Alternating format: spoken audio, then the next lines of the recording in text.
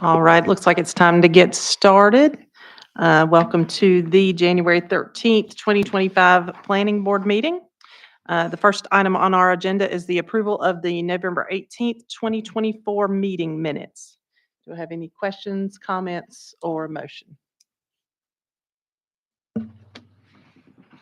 I make a motion to approve the minutes as presented. All right, we have a motion. Do we have a second? Second. All in favor? Aye. Any opposed? All right. Next item on the agenda is the city council action updates. Good evening. You all, as you know, did not have a meeting in December, so these updates are from the council's December meeting. The conditional rezoning request by the Quarry Corporation was approved on a 4-to-1 vote. Some additional conditions appeared during the council meeting, including the provision of opaque fencing along the development's perimeter with single-family homes that front South 3rd Street, an increase in the streetscape between the proposed Public Road A and the Copperstone neighborhood, and that the multifamily building closest to the Copperstone neighborhood would be no taller than 3 stories. Additionally, the council approved in a unanimous vote an amendment to the flood hazard overlay district that has resulted from construction at the UPS distribution center site. Are there any questions for me? Okay, thank you. Okay, next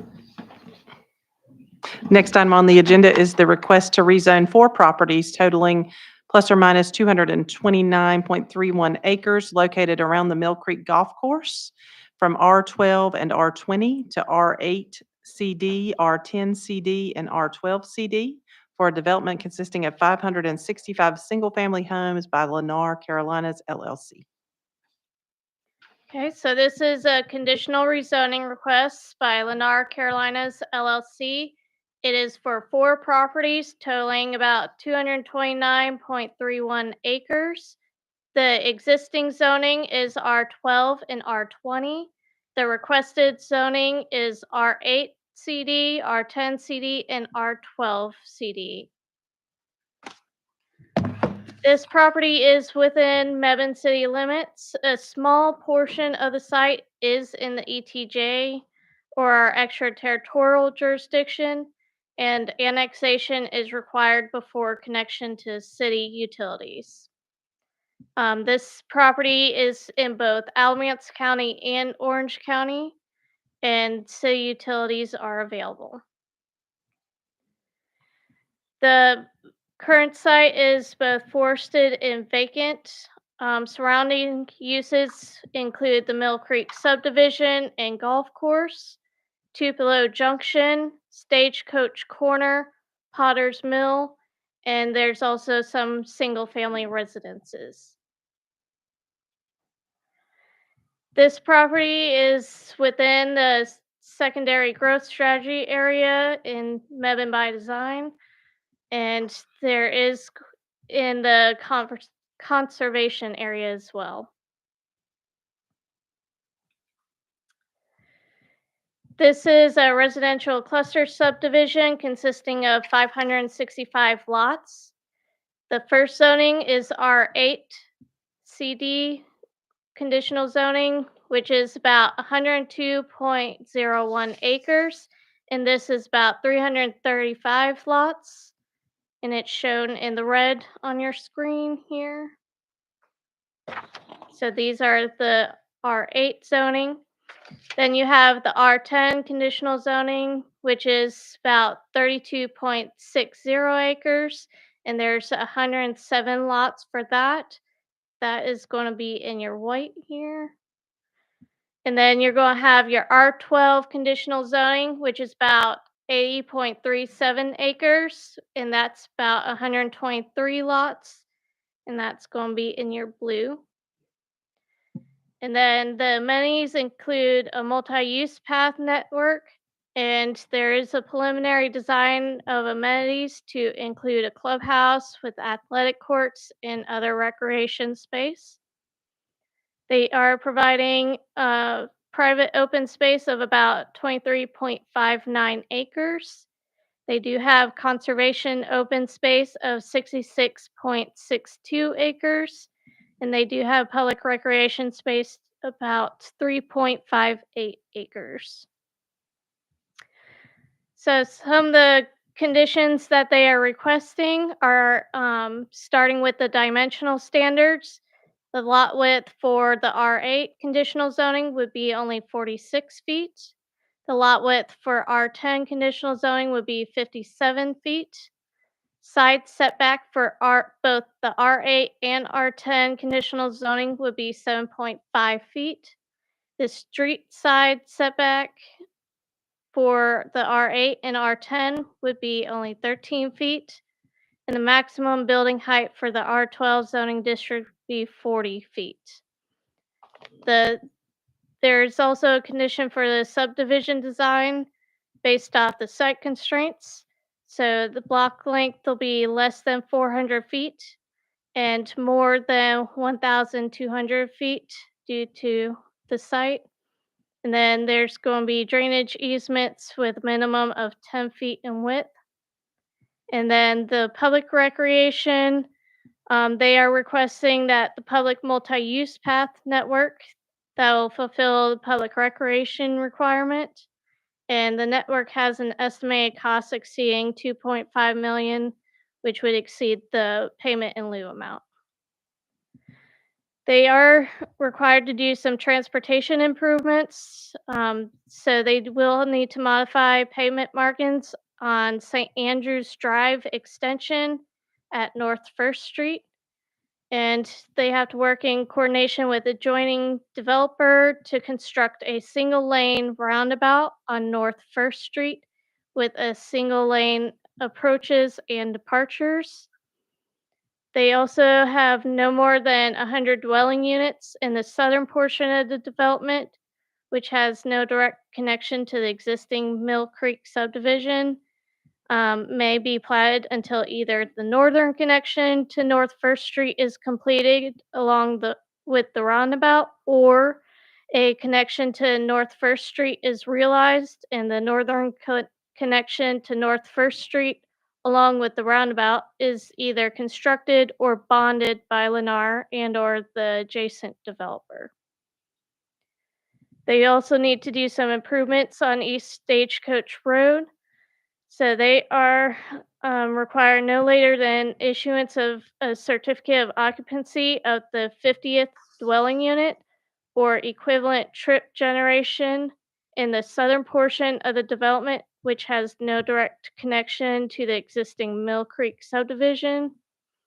At the intersection with North 9th Street, construct exclusive eastbound and westbound left turn lanes on East Stagecoach Road with a minimum of 100 feet of full storage and appropriate transitions per the North Carolina Department of Transportation requirements.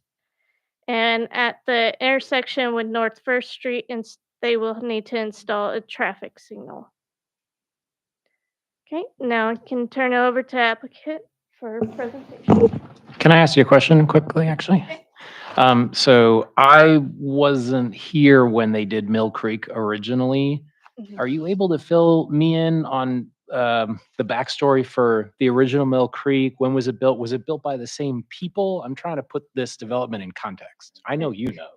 You know everything. Yeah, I don't know. I wasn't here, so I'm going to defer to Ashley for that answer.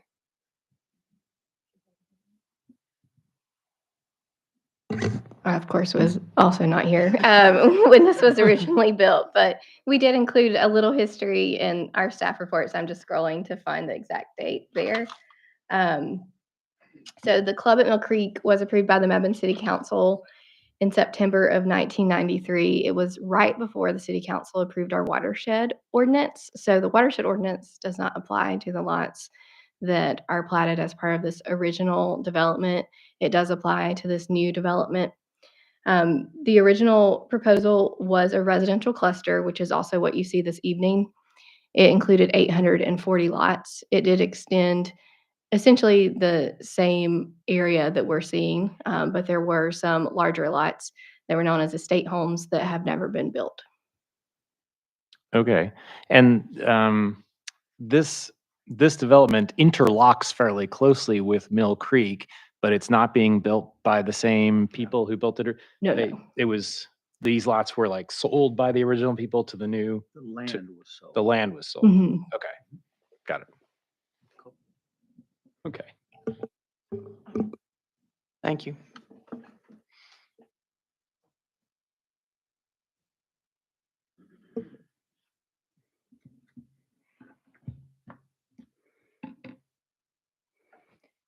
Good evening.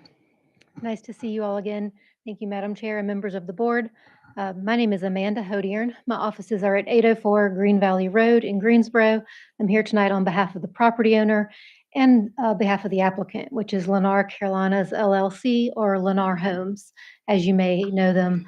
Lendr is the contract purchaser of the property that is currently undeveloped, that is originally part of the originally contemplated extent of the Mill Creek subdivision. We'll talk about that a little bit more. Before we get into the nuts and bolts of our proposal, I did want to invite Stephen Dorn from Lendr up for a couple minutes just to introduce himself and Lendr to the city of Mebane. Thanks, Amanda. Good evening. I just want to take a few moments to introduce Lendr. As Amanda said, my name is Stephen Dorn. I'm the Director of Land Planning at Lendr with the Morrisville Division. Address is 1100 Perimeter Park, Perimeter Park Drive, Morrisville. Being this is our first project in Mebane, I just want to introduce kind of briefly who Lendr is and what we are. We are a national home builder that specializes in townhomes and single-family development and home building.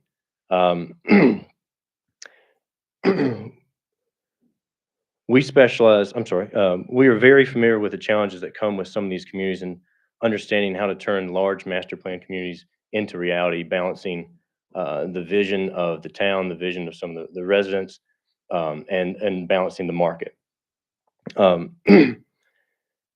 Consistent across all of our product lines, the quality is consistent. So whether the product line is our first-time home buyer all the way to age targeted product, the quality of our homes is going to be consistent. I think we take a lot of pride in the quality of our homes and how we build our homes.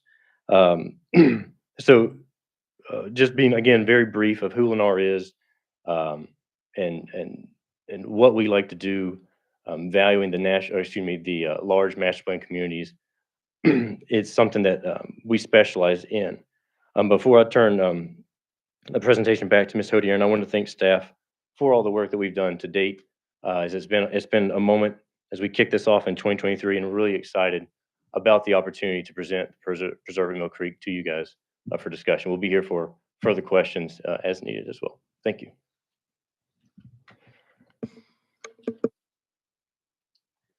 All right, thank you, Stephen. So as we heard from Ms. Perkins, I just want to quickly reiterate the nature of the request so we all know what we're talking about here tonight. It is 229.31 acres, meandering and spread out across a wide area that we'll look at. And so within that acreage, we're asking for 3 separate zones. The first being R12 conditional district, then R10 conditional district, and R8 conditional districts. And you can see the acreages that go with each of those proposed districts there. This is a conditional zoning, of course. I see your huge plan sets before you. So this means site plan specificity. So if we receive a favorable approval ultimately from City Council, then what is approved is what you get.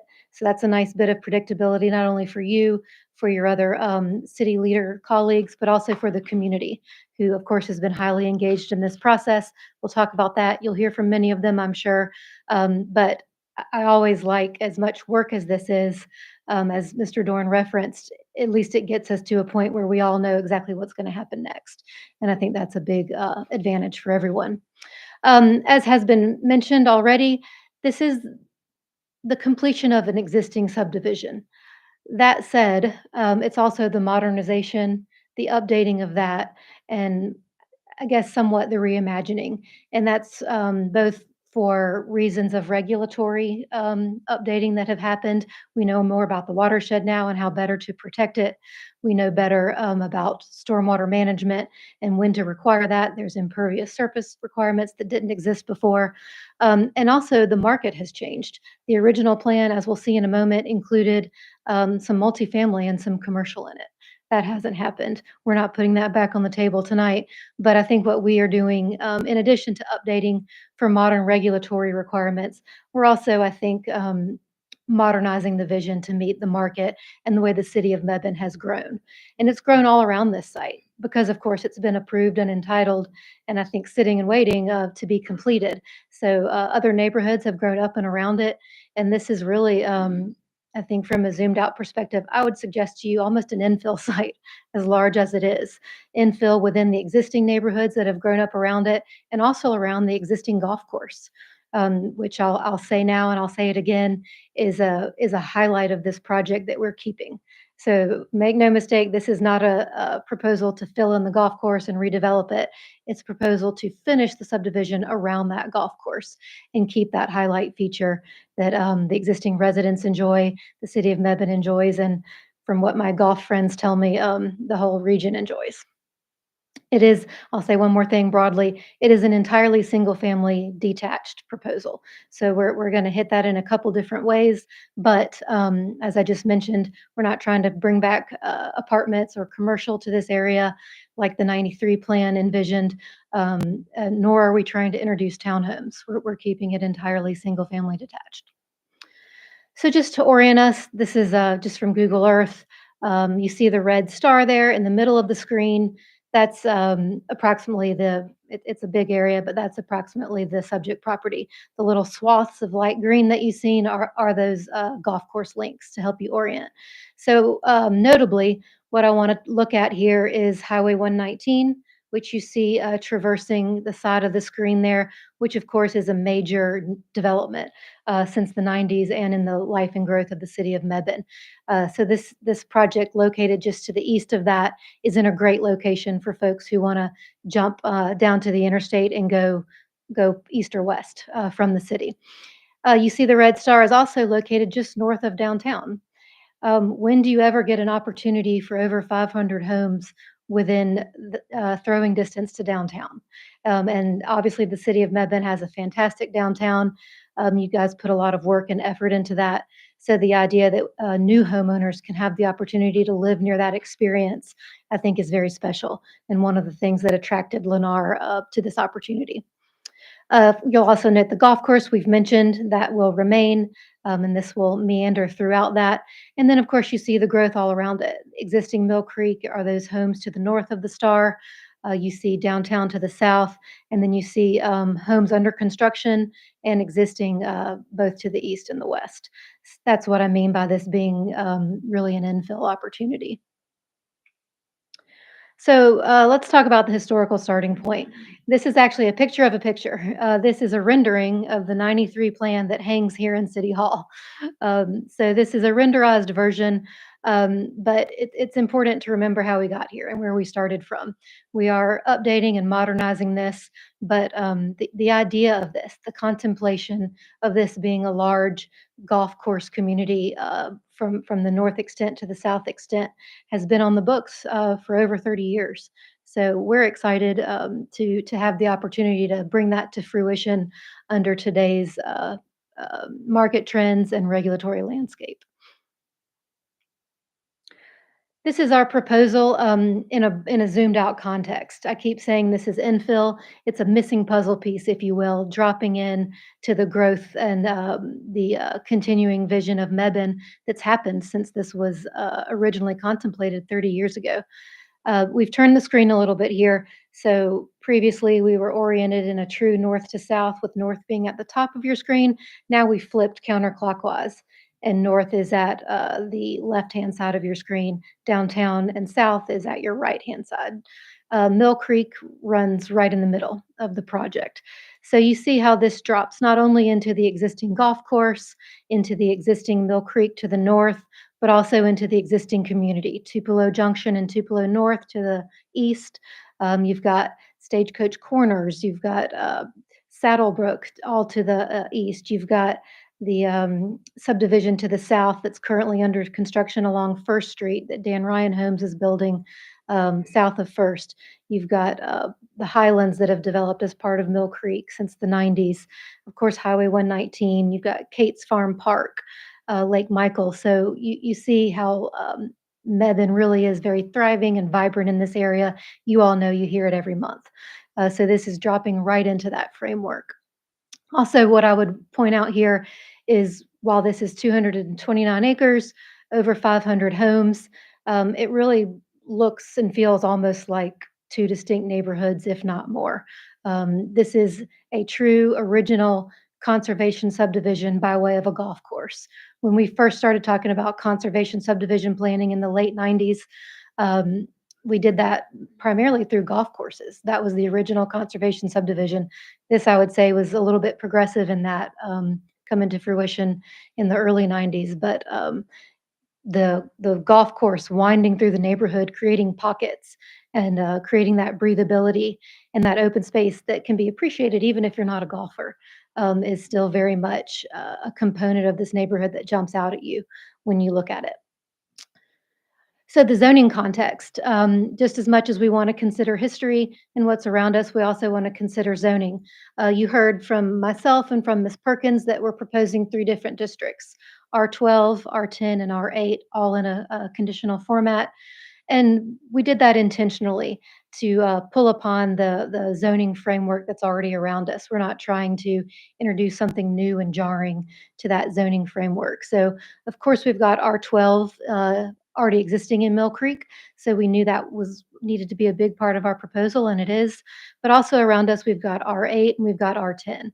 So we felt like those were also reasonable districts to bring into the framework here, as we tried to, again, reimagine and update this subdivision to bring it forward in a format that was harmonious with the area, but also that provided points of entry and accessibility and options and variety to new home buyers. As we think about the growth of Mebane and more people looking to move within Mebane or move to Mebane, we know that homeowners have different goals and interests and objectives. So we wanted to be able to meet those, meet that spectrum as best we could, rather than only offering one answer to the home buyers. So this is the zoning context. Again, the yellow star is denotes really the main part of the site. And here again, we're oriented in a true north-south. So the yellow, the bright yellow that you see encompasses a lot of that, or most of that existing Mill Creek. The Highlands area is that conditional R12, Tupelo Junction to the north. And then we've got some R8 to our, Tupelo Junction is to the east. And then we've got some R8 to our west. Mebane by design. So of course, a huge part of our analysis, your analysis, and our starting point when we look at what should go where is your comprehensive planning. So as you heard from staff, this is in the G4 secondary growth area. And what we know about that area is that growth here is supported via use of existing infrastructure, meaning let's not build a bunch of new infrastructure to go serve a brand new area that's never been thought about before. Let's make good use of what we have. And again, as I've said before, this is infill, this is a drop-in puzzle piece, so that is exactly what we're doing. Not only are we taking good use of the existing sewer lines, water lines, roadways that have been built to support all those neighborhoods that we just looked at, but we're contributing to those networks as well. So we are ensuring that they support not only the development we're proposing, but also support future growth and the background growth that's all around us. So adding to that network and helping the city grow upon itself rather than putting out a new outpost way out in space. That's the second point here. That's a growth management goal, 1.4, making sure that adequate facilities are integrated into new development. So not only do we do that with infrastructure, but we do that with amenity and recreation opportunities. The Greenway is probably the best recreational opportunity here that speaks to that community infrastructure. The Greenway is going to be fully connected. We'll talk about this more in a minute. And it drops into the full citywide Greenway network that has been decided upon, adopted, and pursued by the city of Mebane. So this project facilitates that. Open Space and Natural Resource Protection Goal 4.3, which seeks to support park, greenway, and open space expansion in developing areas. So of course, this area, in addition to having secondary growth demarcated, it also demarcates conservation. So the golf course has set the stage for that, and we're remaining true to it with lots of open space, over 66 acres, as you heard from Ms. Perkins's report. That's all maintained in what I would submit to you a more environmentally sensitive way than was contemplated back in the 90s, because we know more now. Getting a little more granular on our consistency with the comprehensive plan because it's very important. It contemplated residential land use. That, of course, is what we're proposing, entirely residential proposal. It places appropriate density in housing where it can be supported by existing infrastructure.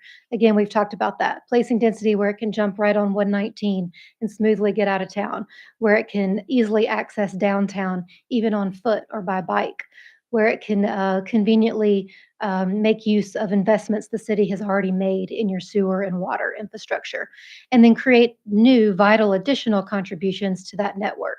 We're going to talk about contributions to the sewer network, road improvements, recreation opportunities, and overall vehicular and pedestrian connectivity that this project provides. Again, no accident. Those are all principles that have been laid out and prioritized by the city of Mebane through your Mebane by Design plan. Looking at your principles and other objectives, principle number 2 looks to move towards a more road network design style as opposed to, enclaved subdivisions with one way in, cul-de-sac, one way out. I think we speak to that. Principle number 3 looks to move towards conservation development. And of course, this neighborhood already was a conservation design, and we are not undoing that. Goal 1.1, provide affordable, attractive, quality housing.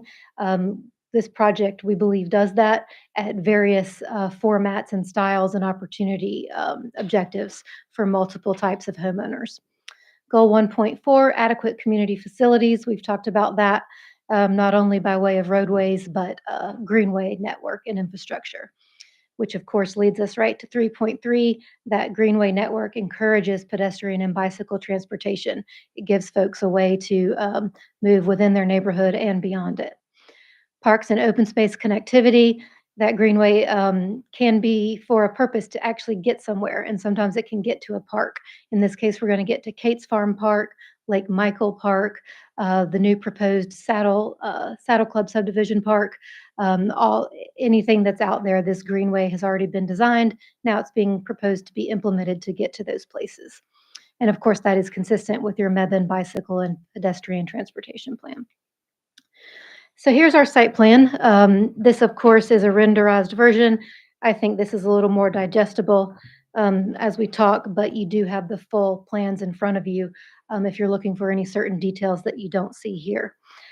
So I want to talk about a couple of aspects of this. I will say up top, I'm not going to speak to the traffic improvements. We have our expert here to do that. So I'll hit everything else, and then Caroline will come up to talk about traffic improvements. I want to highlight again, this is a commitment. This site plan, if approved, as approved, is what you get. So there's no bait and switch. There's no increasing this. There can be a decrease if further field work or engineering means that we don't quite get all these lots.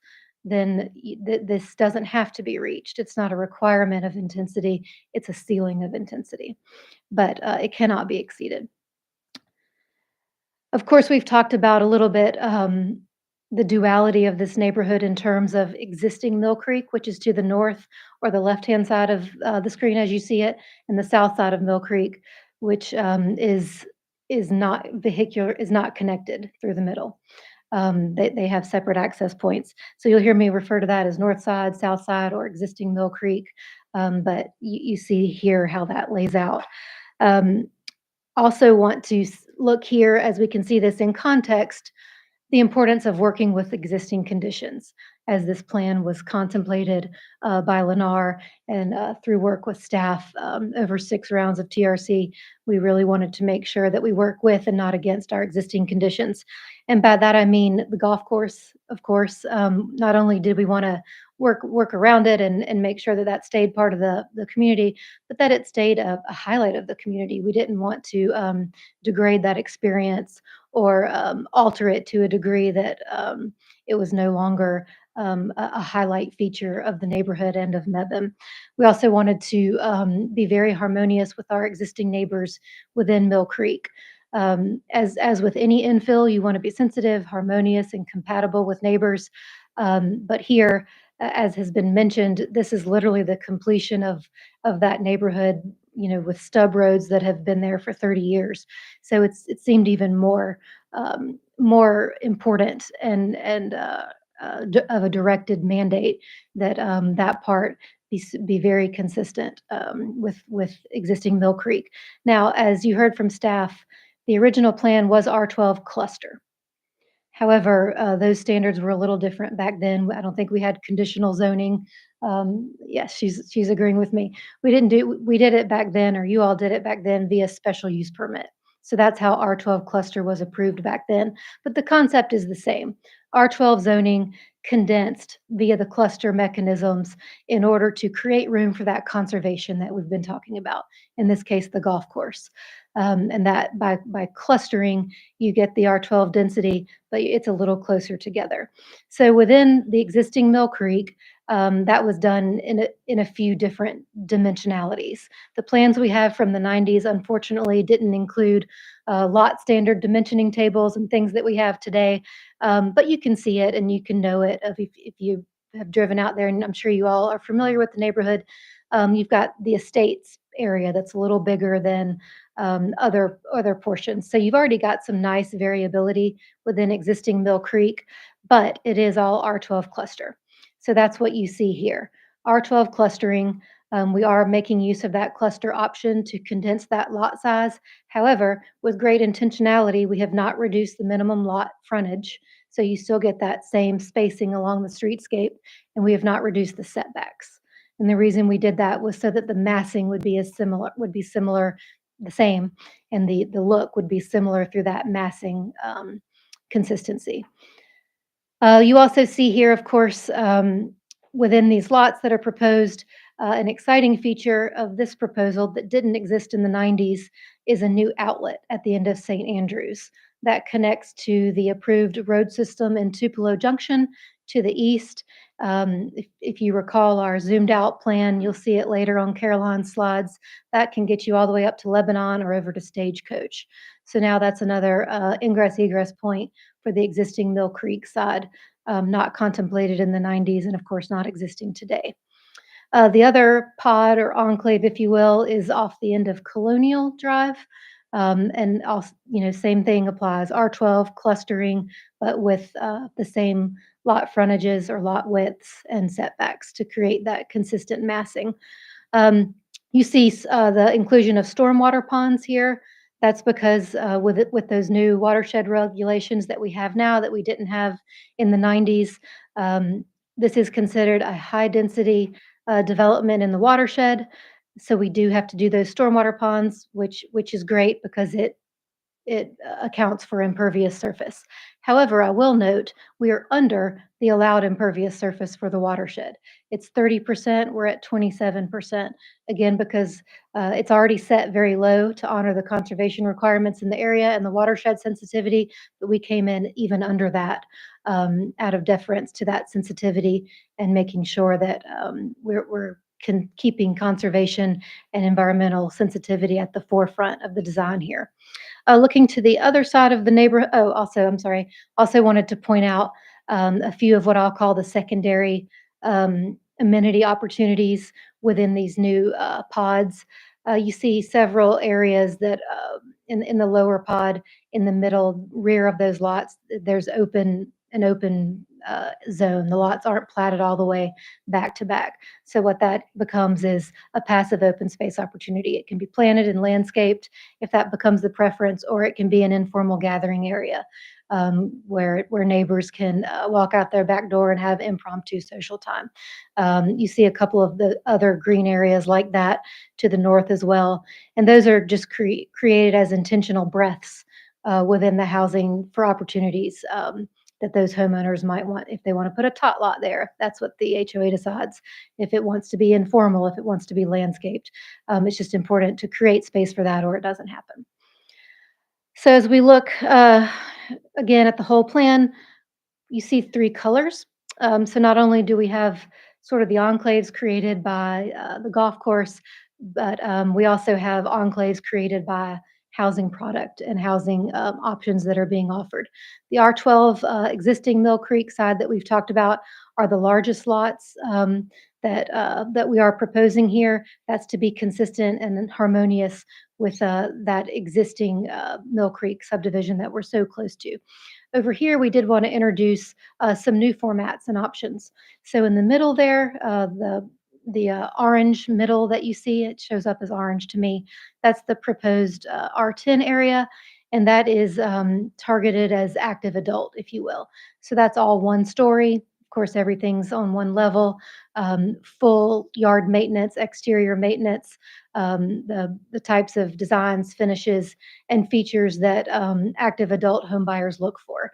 Again, just to offer that option for people who may be ready for that lifestyle, but still would love to live on the Mill Creek Golf Course. So we wanted to create that opportunity. You also see purple lots here. That is the proposed R8 areas. Again, single family detached, but the housing products here, again, offer opportunity for single family home ownership on the Milk Creek Golf Course, but maybe you don't have that large lot that you're working on every weekend or that you're having to maintain. These lots are a little smaller.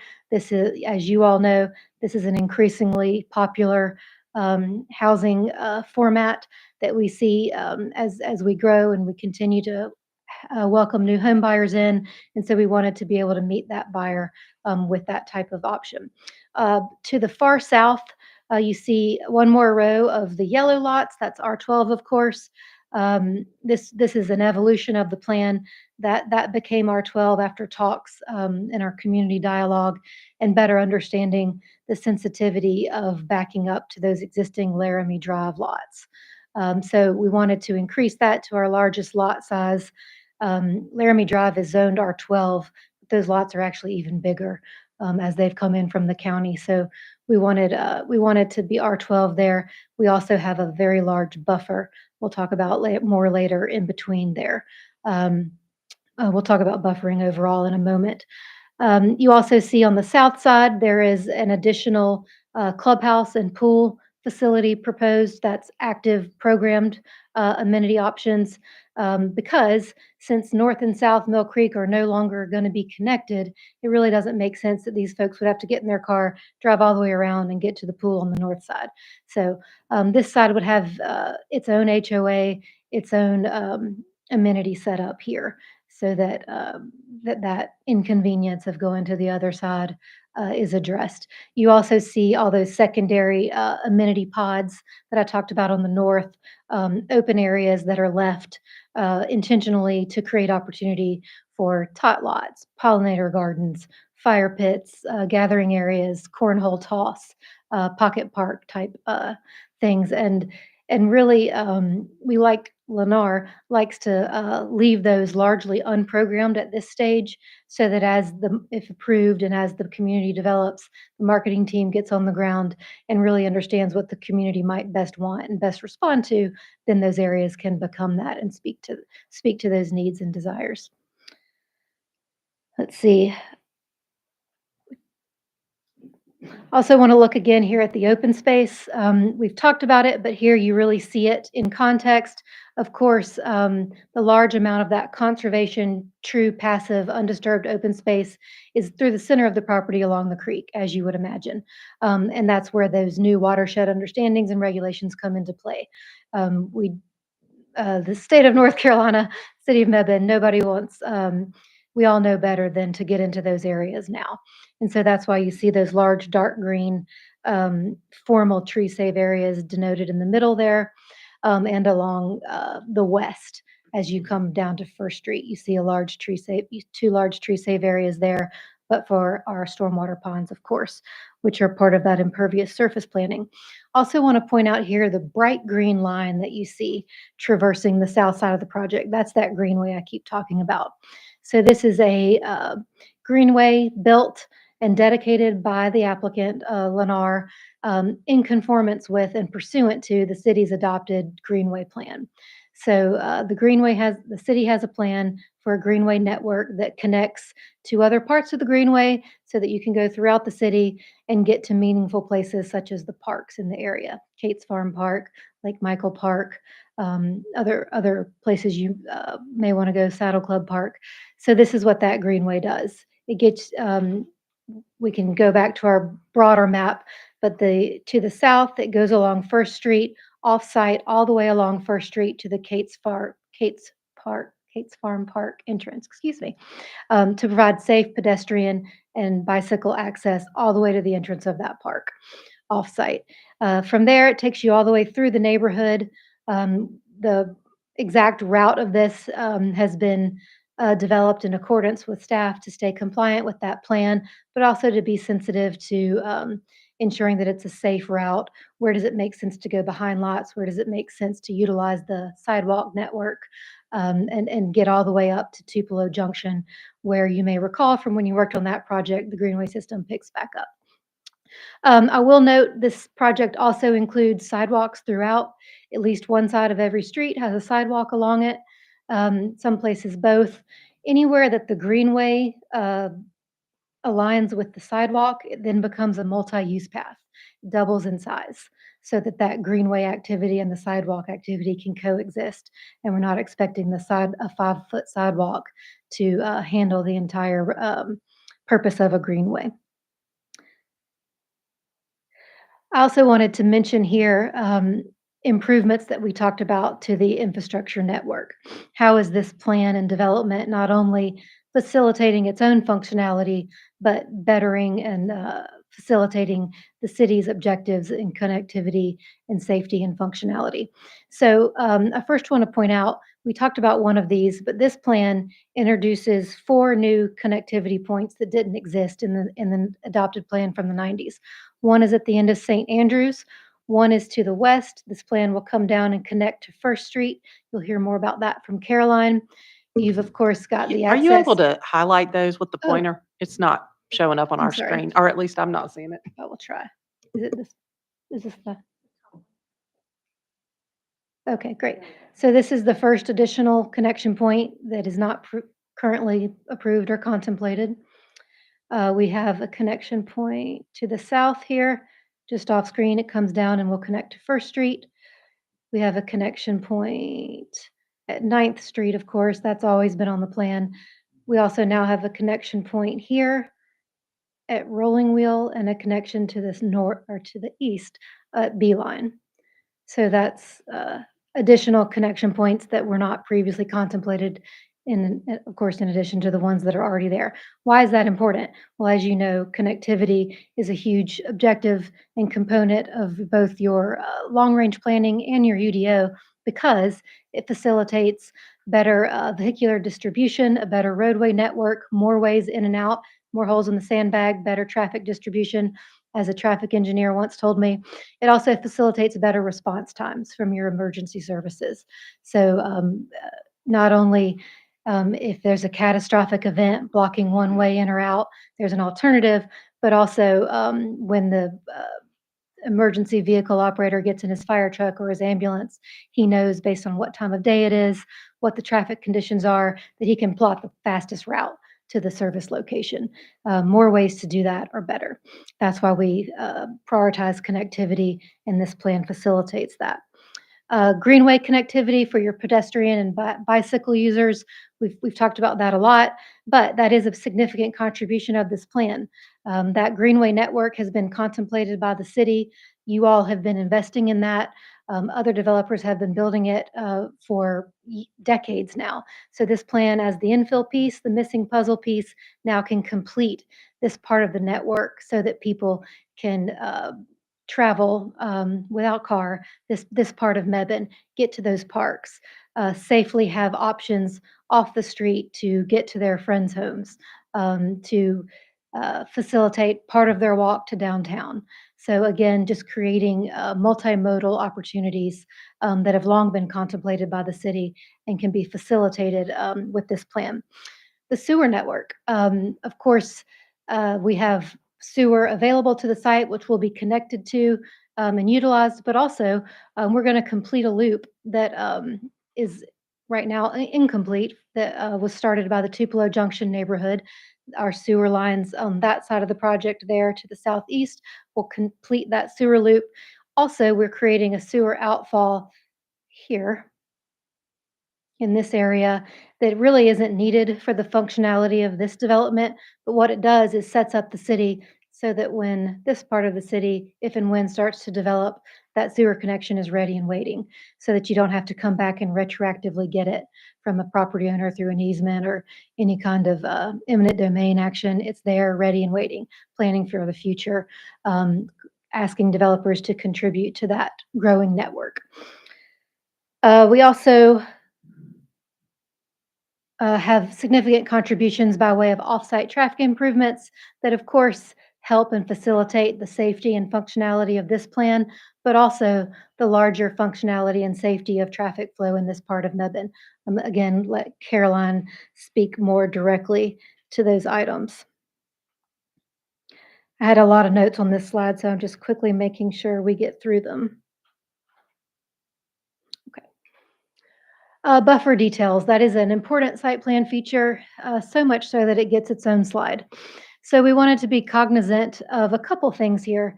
One, our adjoining property lines, whereby if not for a buffer, lots would be right up against other lots. So meaning if neighbors on certain perimeters don't already have a buffer on their side, and this development would create a back-to-back lot situation. We have endeavored to avoid that. I will point out that's not required in the Mebane UDO. It's like to like, residential to residential. That adjacency does not trigger a buffer requirement. However, that is a feature that we have infused here in various ways, again, seeking that compatibility and harmonious categorization of the project. So looking at that, we have added buffers. I talked about this one a moment ago, excuse me. This area here is where the adjacency is to the rear of the Laramie Drive lots. Now, there is a AT&T buffer line here, easement, excuse me. So that will exist. We can't touch that, of course. We can't remove trees from it. We can't remove the easement. We can't add trees. But so that already exists. It's 50 feet on our property line and 50 feet on those neighbors. So we share that, which provides a buffer already. However, we've added to that an additional 30 feet off the edge of that easement to the rear of our lots, which we have committed to planting. As you can see here, it correlates with this light mint green. So that'll be additional planted buffer that will provide privacy, screening, and separation from those homes to our homes. Similarly, the same thing up here. We have, this is the 9th Street entrance here. There's one lot here that exists outside of the subdivision that would have development to its east and to its north. And we've buffered that. As you can see, we've also added the same buffering here to our east property line as we abut Tupelo Junction. This is a 40-foot perimeter buffer here for this entire property line. It's planted for 30 of those 40 feet. The reason we can't plant the entire 40 feet is, of course, because we have to grade and make those grades match and line up. So we won't be able to buffer all of that, but 30 feet of it will be buffered, which of course will create that nice privacy separation screening from our neighbors in Tupelo Junction to the east. That 40-foot separation continues north of Beeline here. However, the planting area is not quite as wide in that area. I believe it's a minimum of 15 feet, and that's because we are envisioning that we'll need some retaining walls in that area, so we know we'll need more room to create that grading and retaining wall opportunity. So we want to, well, because these are excessive commitments not required by the ordinance, we don't want to overpromise and underdeliver. We wouldn't be allowed to, of course, because this is a commitment. So we want to make sure that we are detailing buffers that we can actually do in keeping with the grading that has to be done. Now, let's see. You'll also see a lot of other buffers more internal to the project, these green, maroon, and bright yellow areas. And a lot of that was done, well, let's speak to the south side first.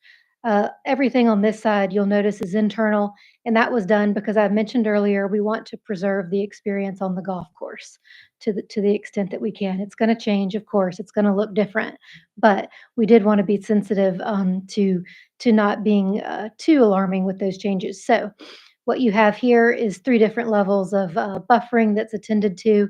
Part of it is where we've done a survey of the existing vegetation and overlaid that with our grading needs and clearing needs, and been able to determine that we won't impact that vegetation to any significant degree. So we're going to be able to keep it.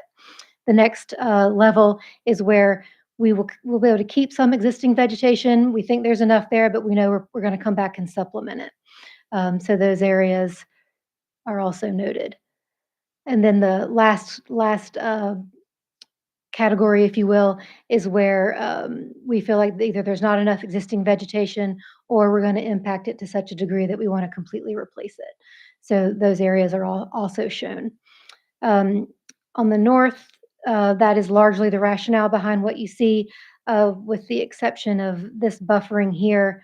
Not only was that for the golf course, but also to protect the view shed that these homeowners currently enjoy, just to try again to be as harmonious and, sensitive to that as possible. We wanted them to, still be able to look out their backyards and see some vegetation when they look across that area. Again, that was largely a product of feedback that we heard through our community involvement. What you see here are just some planting details of what those buffer commitments that we're offering would look like. This is shown in landscape plan form, and this is shown in what it's going to look like, what the objective is to achieve, so that we can be sensitive to each of those view sheds. All right, with that, I do have a few more slides after this, but I'm going to turn it over to Caroline. And I will say it's obviously up to you, but if it makes sense that we just get through the presentation, of course, Caroline's not going anywhere. We also have our civil engineer here with us, Alden West from McAdams, as well as our project design lead, Eric Blocker from Lennar, and Stephen Dorn from Lennar. And I've got a few more remarks, and then we can open it up for full questions.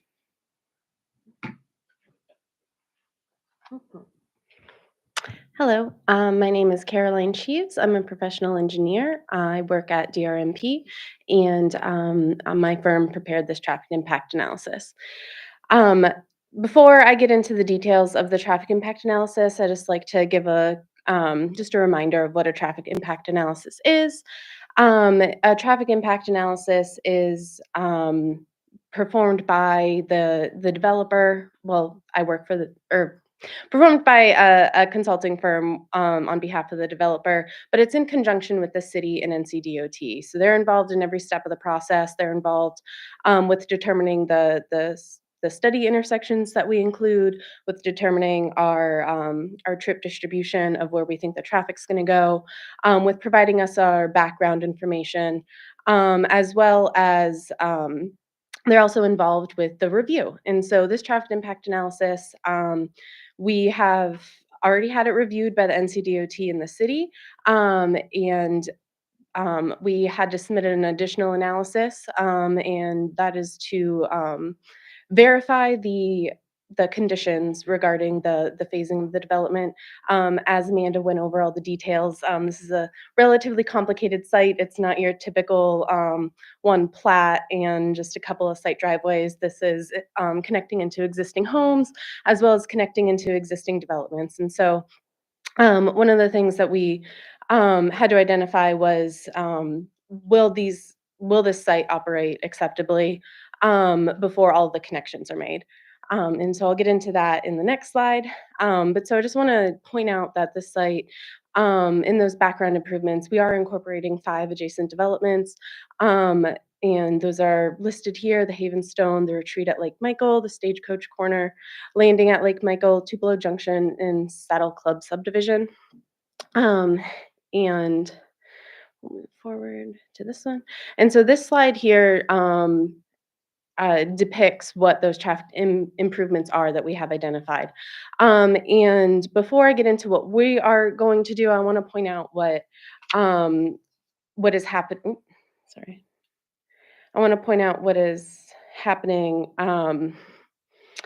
under background conditions. And so, as I mentioned, there's other developments in this area. Another development is installing a traffic signal at Stagecoach and Lebanon Road. And as Amanda explained earlier, this development will provide connection up through here to get out to Lebanon Road, as well as a connection up through here through Tupelo Junction. And we are participating in this roundabout here, and this is that First Street connection that we were discussing earlier. And that's what our supplemental analysis was identifying, just to make sure that if this connection isn't made before the 100th unit, will everything still operate acceptably? And what we found was that yes, everything will still operate acceptably if those first 100 units do not have access to that. And the development itself will be required to install a traffic signal at Stagecoach Road and North 5th Street. One thing I do want to point out is that is something that we as a consultant, we're always looking for the most efficient option. And our first iteration of the TIA, we actually identified an always stop as going to mitigate the site's traffic. However, after coordination with the city, the NCDOT, and hearing from the neighbors, we understood that a traffic signal was really wanted out here. I see some nods. And so talking through with the development team, that's something that we decided to commit to install that traffic signal there. And additionally, we are also installing left turn lanes along Stagecoach Road into both directions on 9th Street. And that's another thing where initially we were just identifying a left turn lane into our section of 9th Street. However, again, after communicating with the city, the neighbors, and talking to the NCDOT, it was, we're already going to be out there constructing. Why not go ahead and complete that intersection and install the left turn lane in the other direction? So we agreed to do that as well. And then finally, the restriping of St. Andrews Drive, and that's down here. That's just restriping the driveway, but it's just going to make it look a lot nicer, and then allow two vehicles to egress at the same time, going in each direction. As I mentioned earlier, this has already been reviewed and approved by not only the NCDOT, but the City of Mebane reviewers. And this has been, Amanda mentioned earlier that we have been working on this since 2023 in conjunction with the city and NCDOT. And we're really proud of this project. And we're really proud of the improvements that we're able to provide to the community. I will stick around for questions, obviously, but I'm going to pass it back off to Amanda to wrap up the presentation.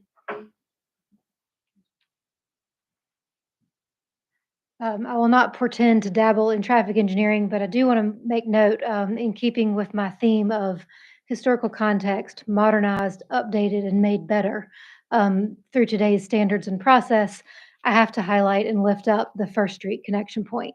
That was not on the 93 plan at all. It was just 9th Street. And again, remember, it was approved for 840 units back then. So I really can't underline that point enough, what a key upgrade this is. Staff has been bullish on this. They known it.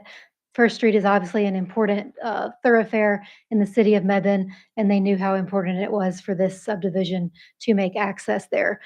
Caroline, I'll say briefly overviewed the process to get to how we knew it needed to be there and when it needed to come in by, and what the controls around that timing were going to be. But I just want to make sure you all know how hard your staff works to ensure that we take that very carefully and seriously in terms of not only do we say, yes, we're going to do the connection, but when are we going to do them?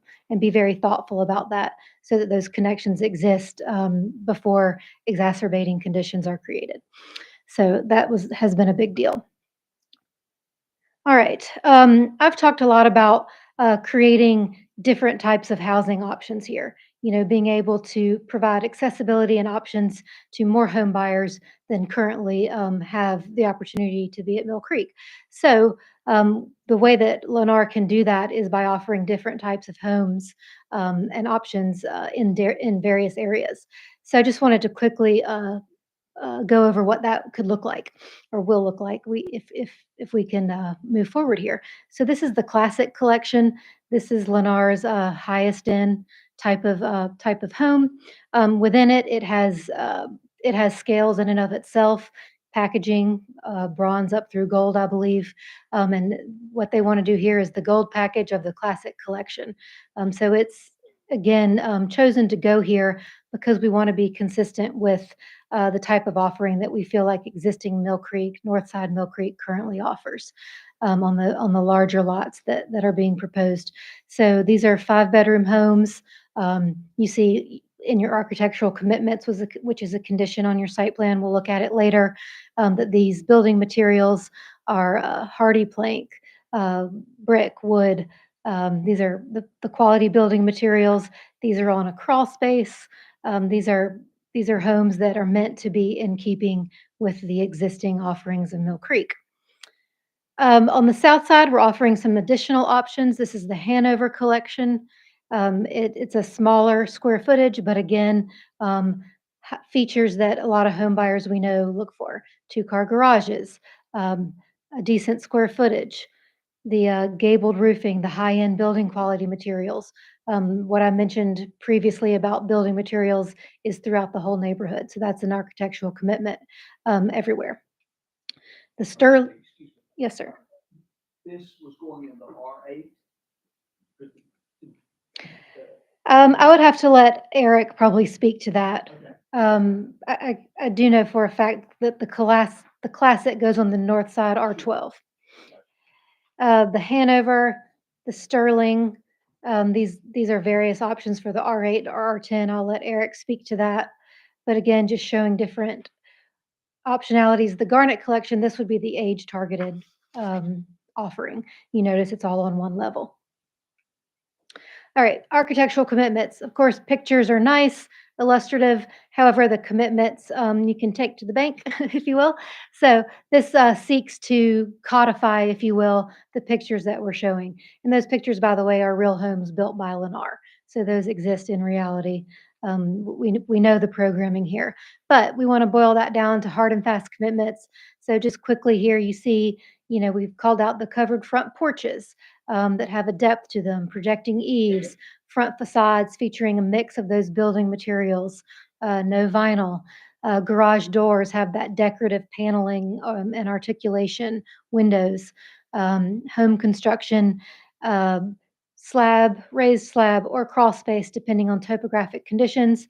Everything on the north side, of course, is that crawl space. A few other things here speak to roof pitch. And then there's a couple of conditions here that seek to ensure variability.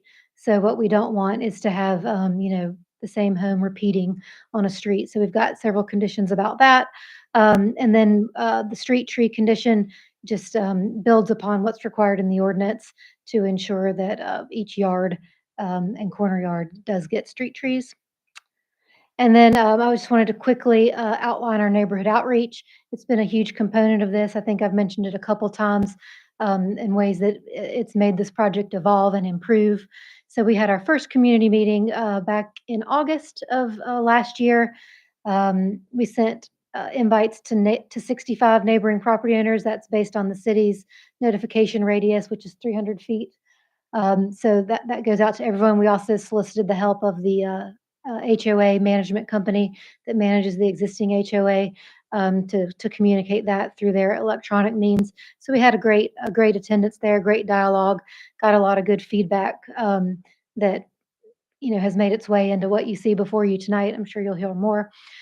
Second community meeting was held in December, just last year, just prior to the new year, December 9th. And we wanted to do that to come back and update all those folks that had been participating with us and engaged. One, because things had changed. We made evolutions to the plan, as I've mentioned. We had our traffic study finalized and were able to finally detail all those improvements that Caroline just went through. And we had additional open questions, from the first meeting that we wanted to better detail.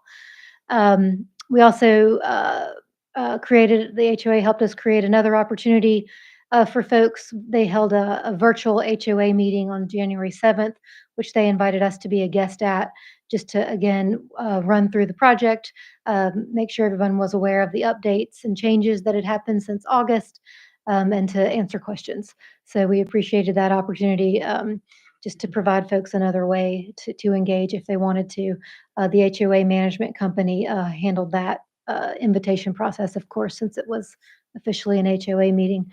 From those meetings and meeting neighbors, myself and our team here, I know we've all handled individual emails and phone calls and side discussions, which again have helped us be better aware of, we can see existing conditions on a map and as we drive a site and as we talk with staff, but of course the feedback we've gained from neighbors has been super helpful as well, and I hope that the way that that feedback has manifested is seen as a positive and a contribution to the plan. We certainly feel like it's made it better. I do know there was 2 questions submitted into the public record this week that I wanted to go ahead and address. One was about the buffering to Stagecoach Corners, which is to our immediate south. I talked a lot about buffering and how that was done with a lot of intentionality so as to not create back-to-back lot lines. And so the question was raised in December, why does that buffer not extend to this entire area of adjacency here along Rolling Wheel Road? This is Stagecoach Corners. This is Stagecoach. This is 9th Street down here. These are our proposed lots.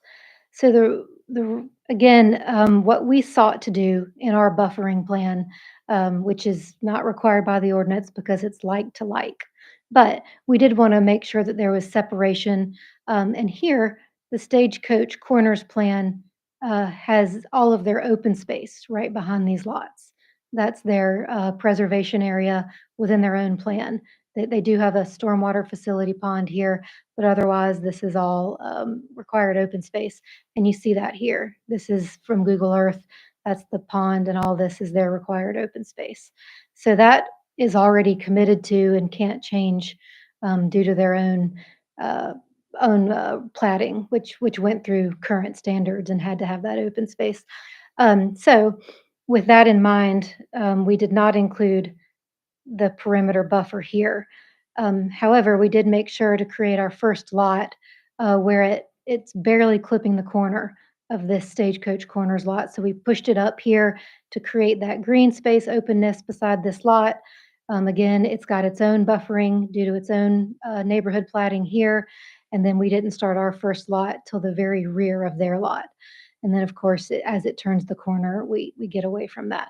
So I did want to address why is that perimeter buffer not included? That's why, because it already exists by virtue of the open space that Stagecoach Corners created. We also had a question from a neighbor in Tupelo Junction North. So this is an inset of our plan. This is Tupelo Junction up here. This is Beeline Drive here. These are our proposed lots. The question initially was, can we increase this to 40 feet, which we did. You heard that in my presentation. And then it was about, is this tree save? Is it replanted? What's going on there? So to be very clear and put it on the record, our first goal is to keep as much tree save as we can. However, we know we're grading these lots. We know we have some grade changes we have to manage. So in the likely event that we can't maintain all of that as tree save, we have a commitment, as you heard, and as you saw on the buffer slide, to replant a 30-foot buffer in this area. These lines here, that's that AT&T easement that I talked about. So that'll stay exactly as is. It's not really tree save per se because it's easement. We just can't go in there. So that'll stay. The ask was, could we make these little green space areas on either side of it tree save? And again, if we can save trees there, we will. However, we can't commit to that since we know we're going to be in there grading for these lots and roads to create these lots. So while that will be open space, it'll be nicely landscaped. It's not just going to be barren open space. We don't want to label it tree save and create an expectation there that we know grading would preclude us from meeting. So since I had those questions, I wanted to proactively answer them, but happy to discuss more as it comes up. So to wrap up, thank you for your patience and attention as I've gone through all that. I know it's a lot and it's tedious, but infill development, dropping in a puzzle piece is complex. It's a lot harder to manage all these existing conditions and try to sort of pull the comforter, if you will, in every direction and adequately address so many existing conditions on all borders. It's much easier to go out in the wide open where nothing's around and do your own thing. Infill development is complex, and so I think that the plan before you represents a lot of hard work with staff, with the neighbors, with this team to get to the best way to drop this puzzle piece in and realize not only this housing opportunity and entitlement that's existed in Mebane for so long, but also to further the objectives and the growth strategies that Mebane has adopted for itself and created that expectation in the development community to ensure that developments like this contribute to what's going on in Mebane and add to that experience. So I would suggest and submit that this project does that and delivers on those fronts. So we're excited to continue the dialogue tonight and hear feedback from you all and from our neighbors. Again, I'm here. The Lendr team is here with Eric and Stephen. Caroline's here. And we have our civil engineer, Alden West. If he could raise his hand, he's here as well. So just let us know, and we are happy to answer further questions. All right, thank you. Now we'll take some questions from the board, if anyone has something they would like to say. The senior area in the middle, Yes. great, one level, we understand. Are you gonna have age restriction on that, 55 and up? No, sir. It will not be deed restriction. It's targeted, not restricted. Mhm. I have a question. Hi. Thank you for your presentation. I have three questions. The first one being there's absolutely no connection from the north side to the south side, either roadway or greenway connection. So if someone is a resident living on the south section on the golf course, they have no access to the clubhouse or the starting point of the golf course, correct? Without coming out onto, leaving the neighborhood, coming out on the road and coming up into the main entrance of. Yes, or leaving the neighborhood and using the pedestrian greenway to. But to there's loop not a back around. pedestrian greenway. You stop at the Not on greenway. site. It does connect over within Tupelo Junction. Through the sidewalk system, you could walk. The greenway itself, I'm sorry, I don't want to misspeak. Yeah, The That's greenway- like going to Hillsborough to come back through. I mean, I'm sorry, okay, I guess no, I was just so, trying to say you yeah, could go out the neighborhood and but- come back in. Yeah. So you are going all the way out, but so you do that, you come out the main entrance to the roundabout of the south section of the neighborhood. And you now said that there's greenway as far as Kate's Farm, but then that stops there. So then there's no sidewalk from Kate's Farm to the entrance point of into St. Andrews to then take someone into the golf course area. So I'll defer to planning staff to Okay. speak to the sidewalk conditions off-site. Yeah, so that's one question. And my other question is back to now the north end of Mill Creek, we're adding roughly 100 homes in that top section of the north end with no new access. You talked about the importance of emergency access, which had been a discussion point early on when the Mill Creek when the bypass came through, and the literally number of seconds that was being lost of a fire truck turning into that neighborhood. So now you've got people further back and the same access point of There is an additional access. out the back end of Ye- Kate's Drive. So St. Andrews there now connects all the way east out to Tupelo Junction, which is an additional ingress egress point that doesn't I don't current. see, I'm missing that then, Yeah, Mike. of course, right here. So that's. So you go out the back end there and it connects Right, you. so you can get up to Lebanon or you could go through to Stagecoach. And is that proposed section of roadway planned to be finished by the point that that section of neighborhood opens? So, Because you know, I thought it said here that it was reserved for future roadway connection. so I'm not sure what you're referring to there, but, Tupelo Junction is approved, it's under construction. So, as we can't guarantee when they will make that stub to us, but it will connect. Of course, we're also phased, and this is a long build out. So they're way ahead of us. I know Eric has talked a lot with Mr. Parker, who's working on that project. He may have better insight on what timing they're expecting. However, to your overall point, the improved condition of connectivity and emergency response time is created because that access point, not only does it not exist now, but it's not even contemplated now under the existing plans. So that's an entirely new connection point that improves that circumstance Okay. that you're describing. And I will say, certainly we recognize and agree that it would have been nice if there was a way to get, say, from the bottom of Colonial out somewhere else as well. And with the golf course and the environmental conditions in that area, there's just not.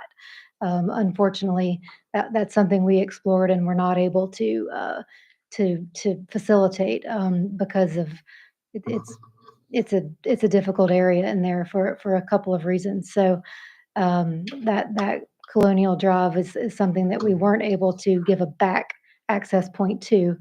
But again, existing conditions, are immovable in some regards.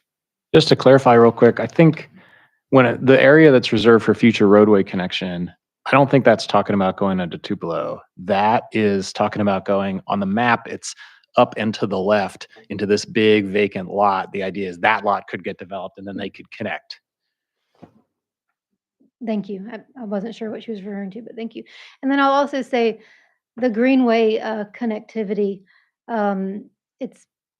it's done in keeping and of course to facilitate the city's pre-existing adopted Greenway plan and corridors. So we're dropping into that. I understand that it doesn't address every single point of access for every single owner. However, it was important and part of the TRC review and approval that we be consistent with the adopted Greenway plan. So that's what drove that location. But, I think the sidewalk network is important to also mention. Not only do we have those sidewalks, but all the surrounding neighborhoods do. So, through all these connection points and continuing road stubs, those sidewalk networks also connect. So while it's not a greenway, that pedestrian infrastructure is growing because of those sidewalk requirements that the city now facilitates.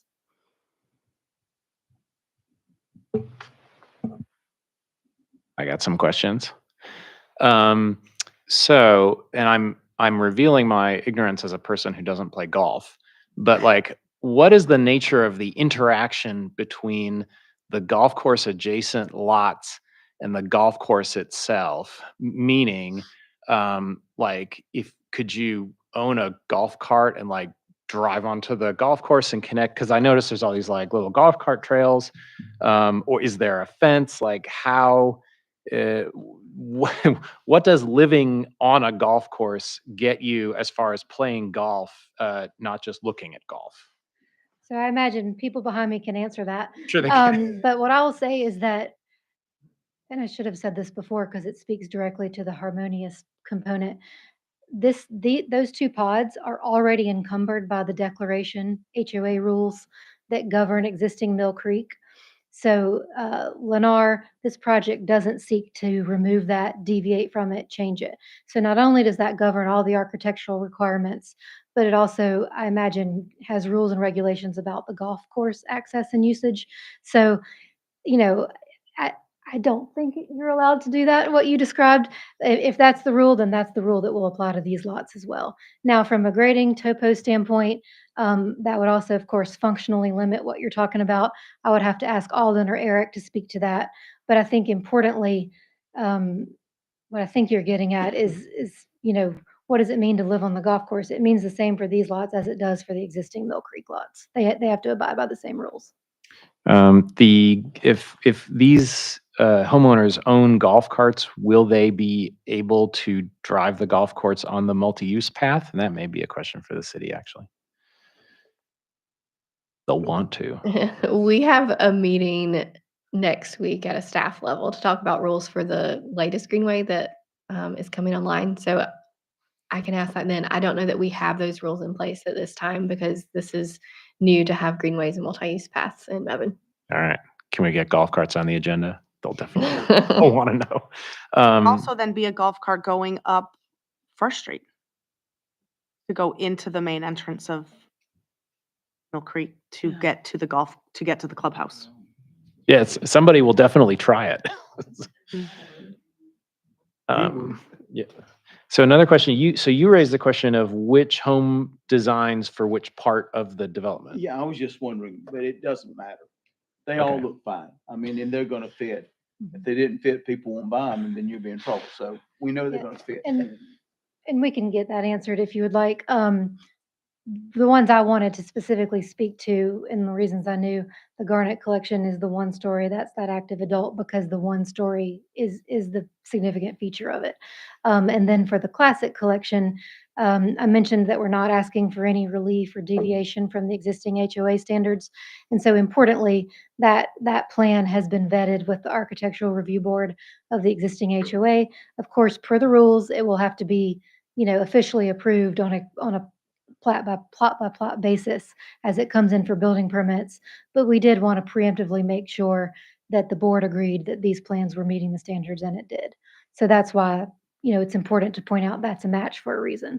Other than that, Eric can speak to what else goes where, but importantly, the goal there and the reason, of course, architectural and home facades, I know, are not part of y'all's analysis, but I think here it's important because having different varieties and different styles, different features, different price points, facilitates an objective of Mebane, which is housing optionality and variability. So that's why I wanted to mention it. Since you mentioned price points, where do you anticipate your opening price point to be? You know, required caveat that, of course, price points are an educated, speculation based on a lot of points, and of course, not part of y'all's legal analysis. But we have been asked that question. So I think opening is in the low fours. Just again, function of land price, construction costs. You can imagine $2.5 million greenway, all the other things we've talked about. The construction costs here are significant. And then, of course, the building materials and the high quality home that Lennar wants to put here. And then all the way up to the classic collection, I would speculate, just based on where it's selling at in other places, upwards of 7 or 8. I have a quick question. As you mentioned, this is sort of like two separate subdivisions bisected by specifically the creek and to a lesser extent the golf course. The north side, as you referred to it, and I know there's other parties at play here, but ideally these two exclaves get joined up with the existing HOA. Is that what you said? Okay. And they have to. Yeah. That's already, that's a title matter.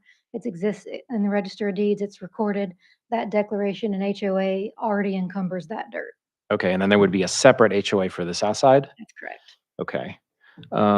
One thing I notice a lot on the site plan, the magic words, "Offsite improvements will require acquisition of easements and right-of-way from adjacent property owners." I think a lot of us have PTSD from Tractor Supply. The case there, in case anyone's not familiar with it, was there was a commitment for an offsite improvement that required one of the adjacent property owners to permit the right-of-way after extensive negotiation. That homeowner would not grant the right-of-way. Tractor Supply subsequently came back to the city and said, "Just kidding. We can't get the right-of-way. Can we go ahead anyway?" And there was a lot of back and forth. And I feel like, and can't speak for the council, but I feel like there was a certain amount of sunk cost thinking we've already come this far, like we're already almost here. Let's just go ahead without this rather critical street that we really wanted and we're counting on in the design. What's our risk exposure here if we can't get, you've got offsite improvement commitments here at the Greenway, you've got them for the stoplights. How exposed are we to some property owner getting their dander up and deciding they're not going to grant this? What's the risk? What could happen? So I would change that wording to may require. We don't know for a fact that it will. Our engineers have done a lot of preliminary analysis based on existing survey data and GIS data. In most places, we have the right of way. I'm looking at Alden and Caroline to correct me. So we've been carefully looking at that as these improvements unfolded through the discussion that Caroline described with DOT and with the city. So we feel good about it. But that said, there is, when you say how exposed are we, I imagine you mean the city.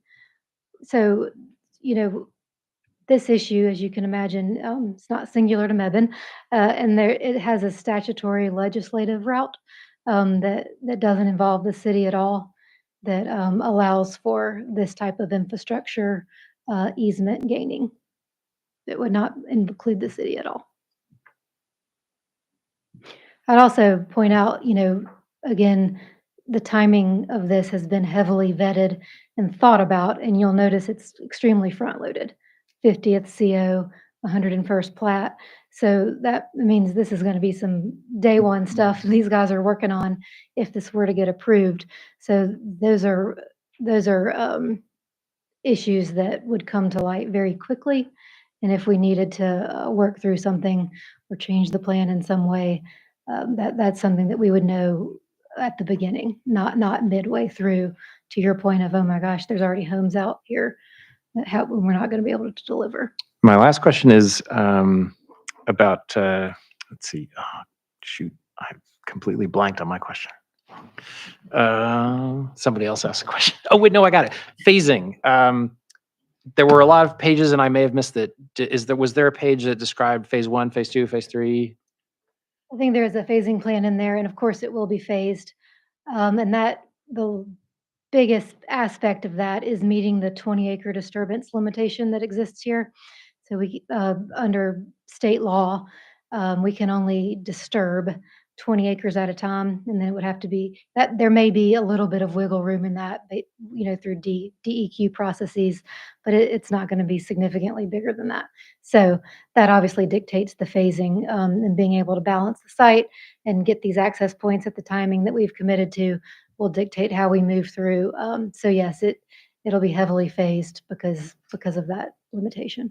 And what, do you have any sense of what's coming, like where you're starting or what's coming first? I do have a sense, but I will let Alden or Eric speak more intelligently about that. If there's nothing else for me, I can do that now. Hi, good evening. Thank you for your time. I'm Eric Blocker with Lennar. Here's the clicker. Is it just the top? Okay, so there'd be two separate CD sets for this, so it'd be two separate construction timelines is what we're planning. So this area over here will be separate from over here. So beginning on this side, we'll start construction on this section through here. We need to get this culvert crossing in to tie in. So we'll start here. This will be phase one on this side. And then there'll be two separate phases within this pod. And each will be about 20 acres of those phases. On this side along 9th Street, so really that's our main entrance into the subdivision at this point. And that will be our first phase. And the phase will come down. And this pond down here will be in phase one, along with the utility connections, because there's a sewer connection down here. And so from there, phase two will be here. And then phase three will be this first street connection. And then as we progress in, phase four will be this middle pod. And then phases 5, 6, and 7 will be this northern pod here. Okay, so you're gonna come in on 9th Street, but then immediately take a left. and Yep. go- Okay. Yeah, we have to, just based off of the stormwater pond and the utilities we need to connect to.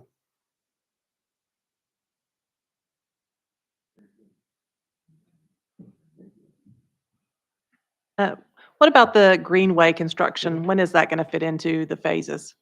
It's really gonna be tied with those phases as we get to it. So I would think that we're gonna, so what's not on here is there's a greenway section down here at the pond. Then the greenway will continue along this road. So there'll be sidewalks on both sides between that yellow and purple road. So that will be constructed in the first phase. And then this greenway over here will be constructed with that phase. So like the subsequent phase that it's in is how we'll complete the greenway construction. Thank you. Yep. I have a traffic question, just quickly. Is the traffic signal at Fifth and Stagecoach, is that also going to be, is that intersection going to be marked for pedestrian crossing and have a pedestrian signal there as well? Because I see with that connecting into the sidewalk network, that's potentially how people would be trying to get into downtown. And so I could see that being a bicycle route or a pedestrian route. That will be in coordination with the city and NCDOT during the design process of the traffic signal. We'll make a note of that and make sure that it's appropriate. Okay, thank you. Mhm. Anything else from the board right now? One other question, This before we go. Okay, let's take a quick 10-minute. Just one quick Oh, yeah, question. go ahead. So the construction, the access for, the south side, you said would start on 9th Street, and the access for construction for the north side will start through that new Tupelo Junction Road or coming in on, So yeah, we'll if this is in, we'll attempt to utilize this, but the main access for construction will be on Mrs. White's Lane, coming in from that direction. thank you. Yep. All right, we will take a quick, about 10-minute recess, and then we'll come back for public comments.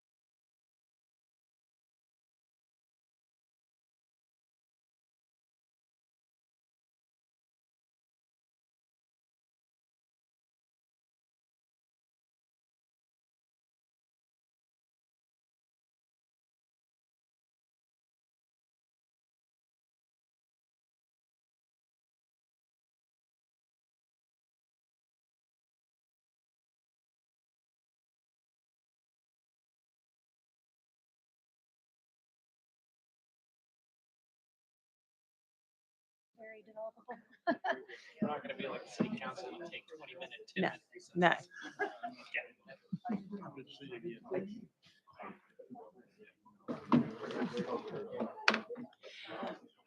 While we are not a public hearing, we do appreciate comments from the public and we welcome those comments.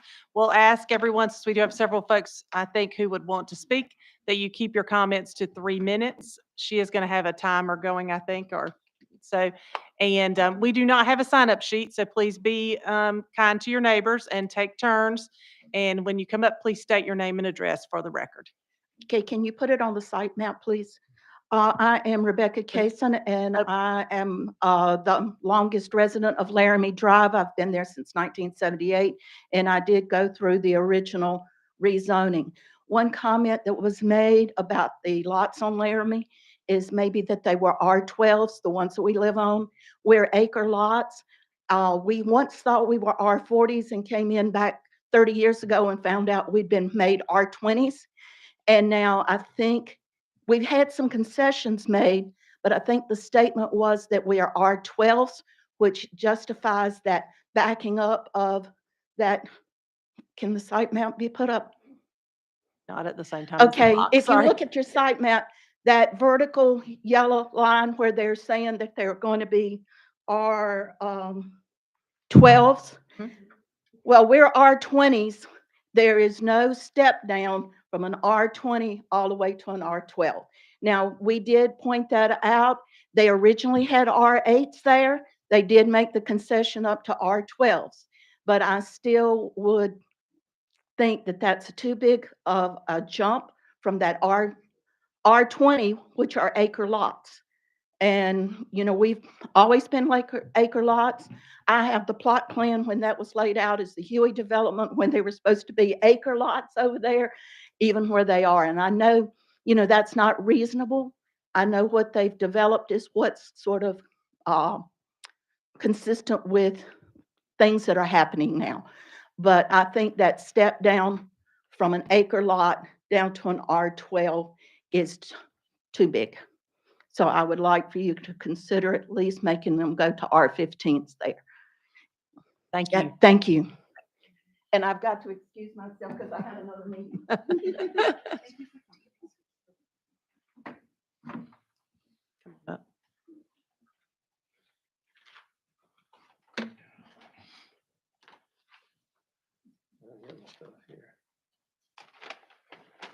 Yes, my name is Dr. Ted Robertson. I'm a resident of Mebane for the last 14 months and love Mebane.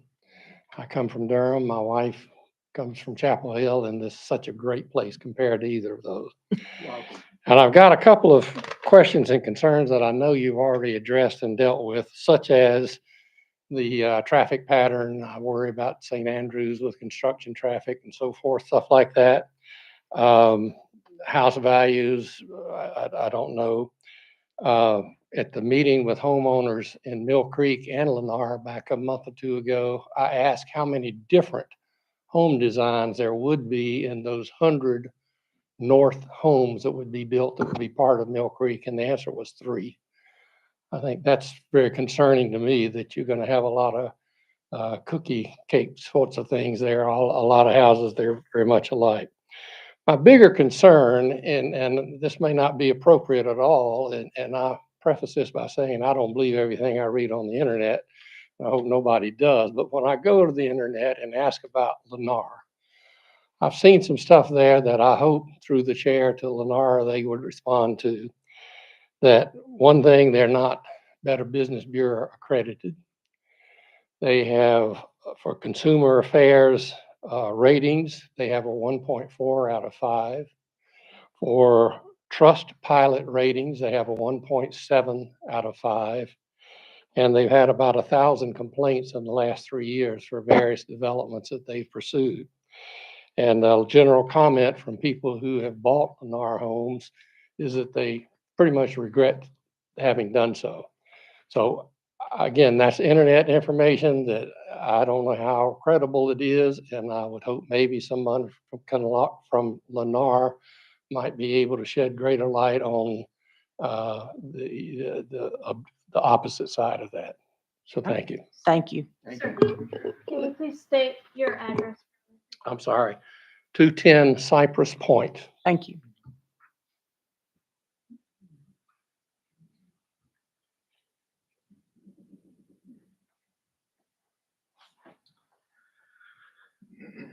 Good evening. My name's Adrian Daniel, 421 Rainsman Court over in Stagecoach Corner. Thank you for your time, Madam Vice Chairperson. Ms. Hodiern highlighted the intentionality of the breadths of green space as well as conservation and preservation designed into the proposal. The site map describes some of these areas of conservation as tree save, while another slide describes these areas as buffers.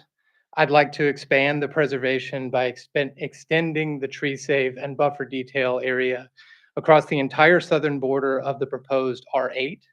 Currently in the southeasternmost point, there's a small angle of tree save. I'd like to see that tree save extended to the new ingress-egress points connecting to Stagecoach Corner at Rolling Wheel and Tupelo Junction at B-Line in the eastern portion of the AT&T easement. I recognize that Ms. Hodiern spoke to the request already, but I would simply like to raise it again. Ms. Hodiern spoke to wanting some folks who currently live in the area to be able to look out and see vegetation, and that the proposed buffers satisfy that want. My request is that that be extended to the neighbors to the development to the south in Stagecoach Corner. Thank you for allowing me to speak. Thank you.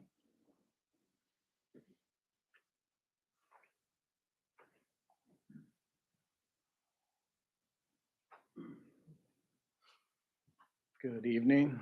My name is Robert Reed. I live at 1021 Gray Flint Place in Tupelo Junction. I was the citizen that raised the second question about the border between Tupelo Junction and Mill Creek. And I just want to say that, as Amanda mentioned, they did expand the 30-foot buffer to 40-foot upon our request. I went to the December 9th meeting. They were very responsive to that. And it wasn't tree safe, so they did clarify that it's not tree safe, but they are going to make it a type B opaque buffer, which I think probably actually improves what is there now. Very mature oak trees, which all the foliage is about 50 feet up. So I just want to say thanks to Amanda actually for being very responsive to emails and phone calls, and was really compliant with my interest in tree save as well. So All right. Thank you. Thank you. Thank you.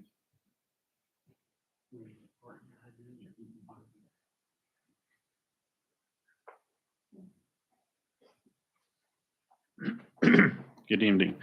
Jim Tomlinson, 900 North 9th Street. And I'm the last house going north on 9th Street, and will be in my right directly in front of my house as the main access for the site. I recognize that in the 93 plan, that was the only access for 800 and some units. And now I'll be the prime entrance for 475 units, which appear on the south side of the plan. So that gives me some indigestion. A few things. It was mentioned that access to 119, and I would suggest there is no direct access to 119. There's access to First Street, to Stagecoach, to Broad Oak, and so forth. And all of the access from this goes through either established or under construction or under review developments that surround it. So in that regard, we do have a puzzle piece dropping in to an existing puzzle.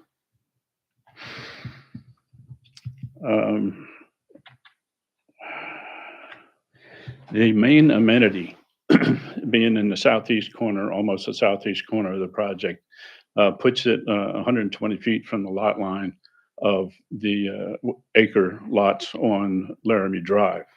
And it doesn't abut my lot, but I'm wondering if that could be placed somewhere else in the development, so it's more centered into the new homes rather than directly abutting up against a 40-year-old neighborhood.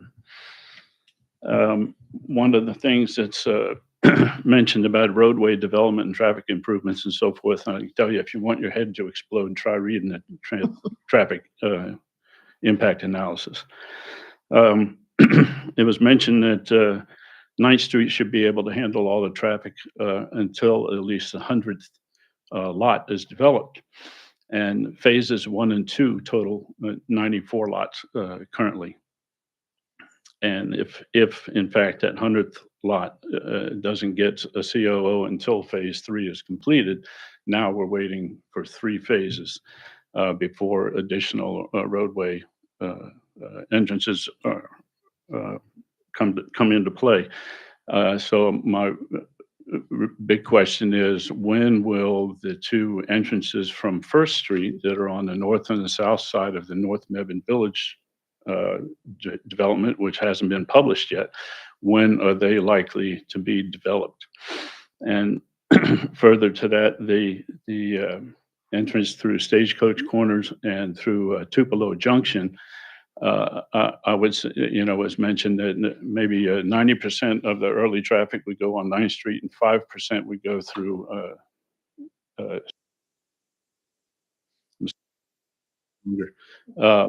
anybody that looks at a map and sees all the twists and turns you got to go through is coming down 9th Street. Thank you. I appreciate your time, and I would add that I have had several conversations with Eric and with Caroline, and they've been very informative and helpful.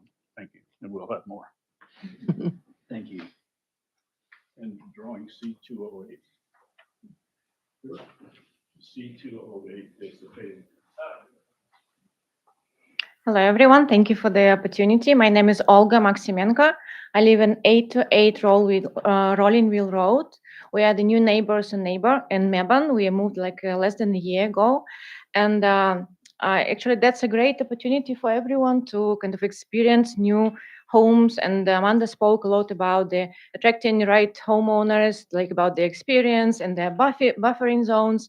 But I'm sorry, but I find the explanation which was provided about not providing the buffering zone on the Stagecoach Corner community and the new community is not like, for me, that it has no logic, and for me it's lame.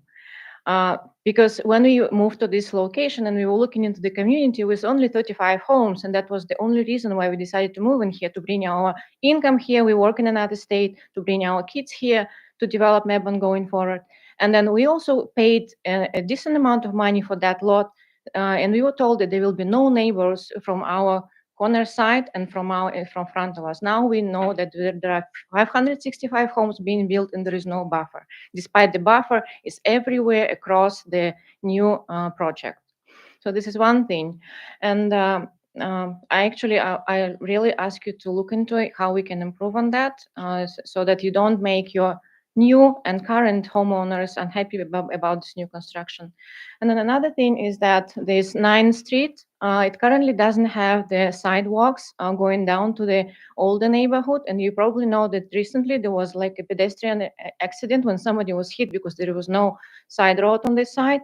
And then with increasing traffic over here and without no sidewalks for people to walk, it will just add more danger to the local, to the current homeowners who live in this location. And the third topic I wanted to ask, actually, the city of Mebane, with bringing so many homes and homeowners into this area, how are we going to address the grocery store situation? Because like in this weather, which we just experienced, the food line was literally empty. And then with adding so many people and there are no grocery stores in this area, I don't know how like this is going to be supplied. And also, what are we going to do about the schools and everything about the infrastructure? Because now to go get like decent catering, you need to go to Burlington or Hillsborough. Like in this area, it's just everything is about drive. And now with adding so many people, it will be even worse. So those are the questions. Thank you very much. Thank you.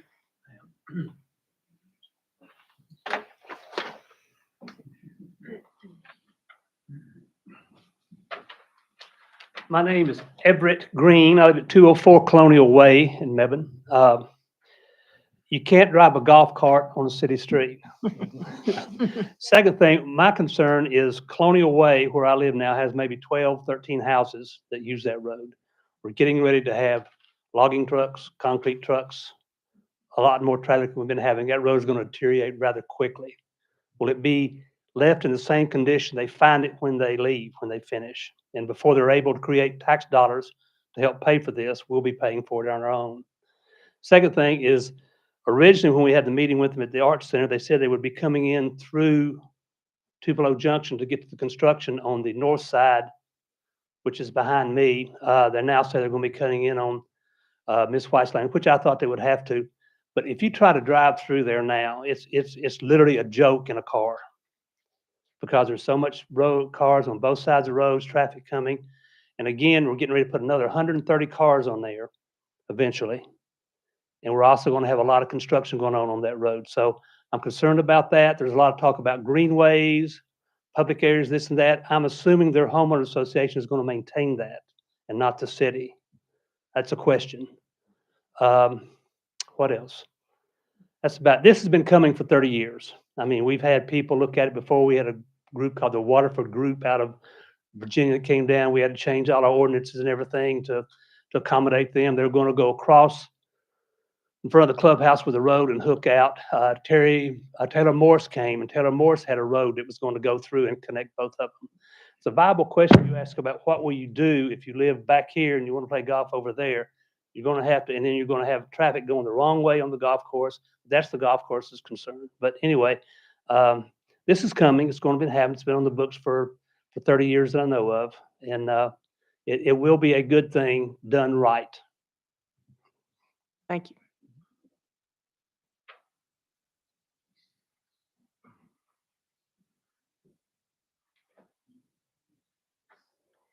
Hi, I'm Lorna Harlalka. I live at 206 Colonial Way.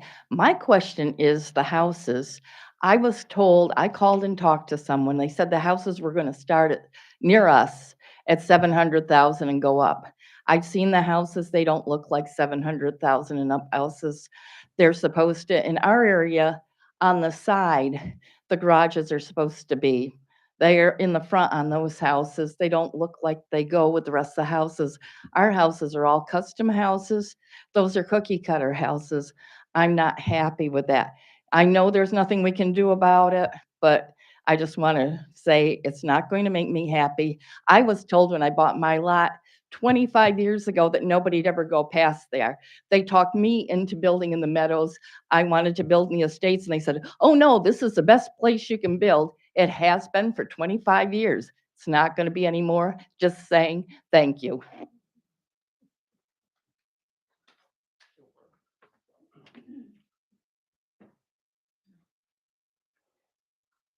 Good evening. Jonathan Warren, 1514 St. Andrews Drive. I'd first like to say I appreciate Lendr's past outreach to the community. That has been helpful. I live on the north side of Mill Creek, and the planned construction of 106 homes on the north side represents a 25% growth to the Mill Creek HOA. The homes are, of course, already been briefed. There's a classic collection. Those homes go up to 3,400 square feet. Based on the planned price point, that's $75 million in new home sales just on the north side. Despite that, I didn't hear much in the presentation about additions or improvements to the common areas on the north side, and that concerns me. And if I missed it, I encourage Lendr to respond. Thank you.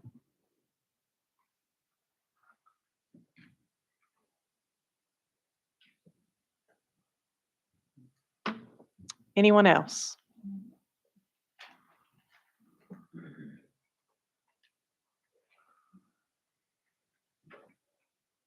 My name is Johnny Parker. I live at 105 East Laramie Drive in Mebane. I would like the planning board to look forward to looking at subdivisions that are being made over R8 houses. I was on the planning board in 1990. They had 2.5 cars. That's what we decided, 2.5 cars for every house. Now, these subdivisions, R8, the houses are small. You look in the garage, they might get one car in, or they're going to put maybe one or two, and then the other they're going to put out on the street. Now, I'm always on the volunteer fire department, and I know when you go on a fire call, when you go in these subdivisions, it's hell to get in around these subdivisions and make the curve in the cul-de-sac. I carried mail for the post office. On Saturdays, these people park in front of mailboxes at the cul-de-sacs. I think in the school situation, Middle School was built in 1953. I was a first grader in 1956. Had been another school, elementary school, built on this side, on that side of Mebane, except extended the classrooms, and that's it. Somebody needs to drop the ball. Somebody's dropped the ball between the county and Mebane. Mebane says it's the county's fault. County says it's the school board's fault. It's back and forth. So y'all need to do something. Thank you.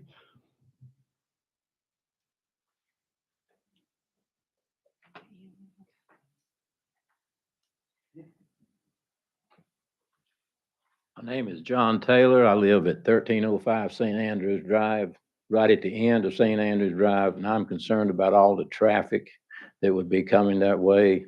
It's like Everett said earlier, that because of all the cars parked on both sides of the road and the possibility of getting through all that maze every time, it would just be unbearable. Just think about it. Thank you. Thank you.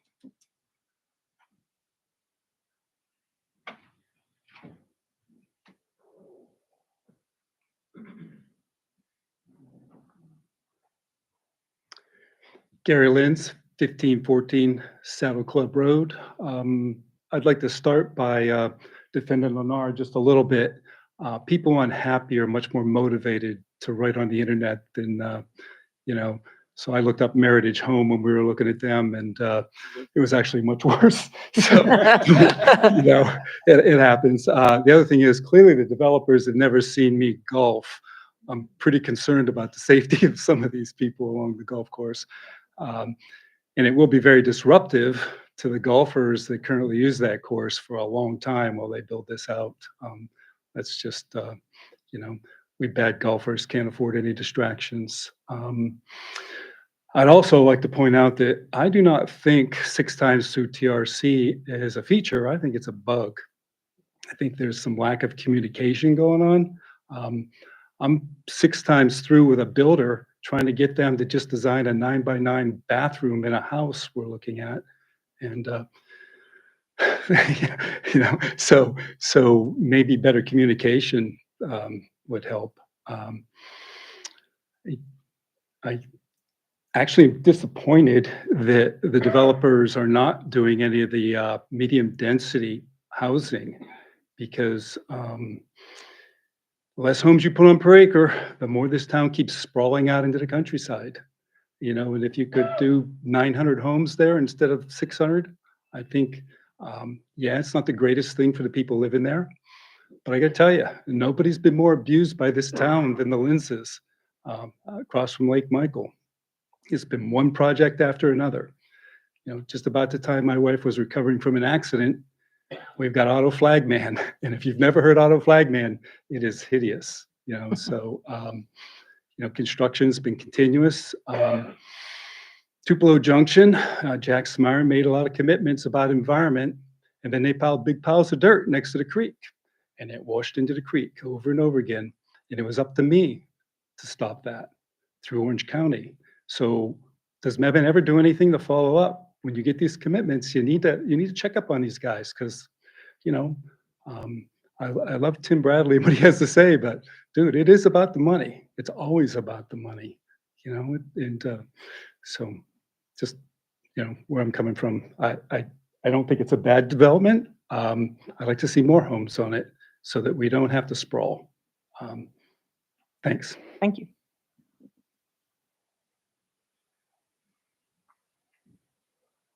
Anyone else?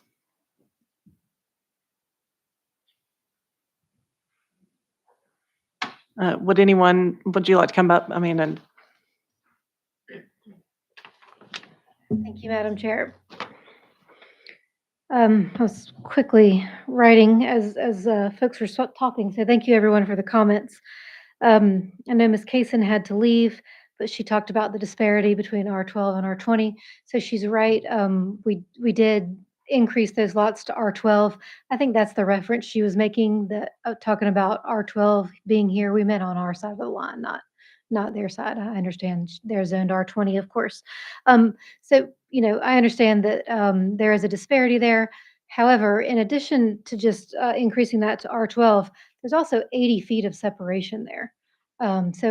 These are not up right on each other. There's a fair amount of distance to where I think that disparity has been sufficiently acknowledged and accounted for. And it's not just 80 feet, it's a good planted 80 feet, whatever's in the easement, which of course we can't touch, but it's quite mature, and then the 30 feet that we'll be adding. The other change that was made there was to remove the greenway from that area. So one, that prevents folks from walking behind those lots, which I don't think the Laramie residents were super excited about, but it also allows us to plant those trees instead of having that greenway. So there's been a lot of intentionality to that area out of respect for exactly her point. We also heard some comments about construction traffic on St. Andrews. So we understand construction is a painful process. That can't be can't be disputed or changed. However, and this came up in some other comments also, Lennar is very mindful of that and manages it. So in addition to ensuring that the construction traffic understands the rules of where to come in and where to come out, they do come back and restore the condition of the existing roads. So yes, if potholes are created, Mr. Green spoke to, what if they damage our roads? Yes, we will put that back to the previously existing condition and not leave the HOA to deal with that. So construction traffic will be managed, and, we hope to mitigate that as much as possible. There was a comment about only 3 different homes. So while, yes, there may be 3 floor plans of the classic home, then within that, you can do all types of variability to the facade. So there's all types of options that homeowners can choose so that 3 interiors, have numerous variability options on the outside.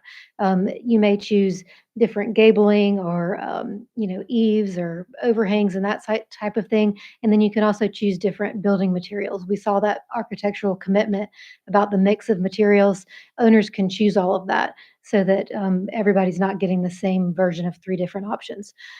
Also, we have the architectural requirement that is going to force us to say, oh, sorry, your neighbor actually already chose that combination. Please pick something else or choose a different lot. So that, again, has been mindfully approached so that what he described doesn't happen. I appreciate the comment about there's more negativity on the internet than positivity, but I'll let Eric or Stephen choose to address that regarding Lennar. I'll just say, I think that Lennar's success in the market and the region speaks volumes. Home builders that don't do a good job and don't sell homes don't stick around. And Lennar's been around for what, 50 plus years? So I think that alone says a lot. I'll let them say more if they would like. Stagecoach corners and the vegetation.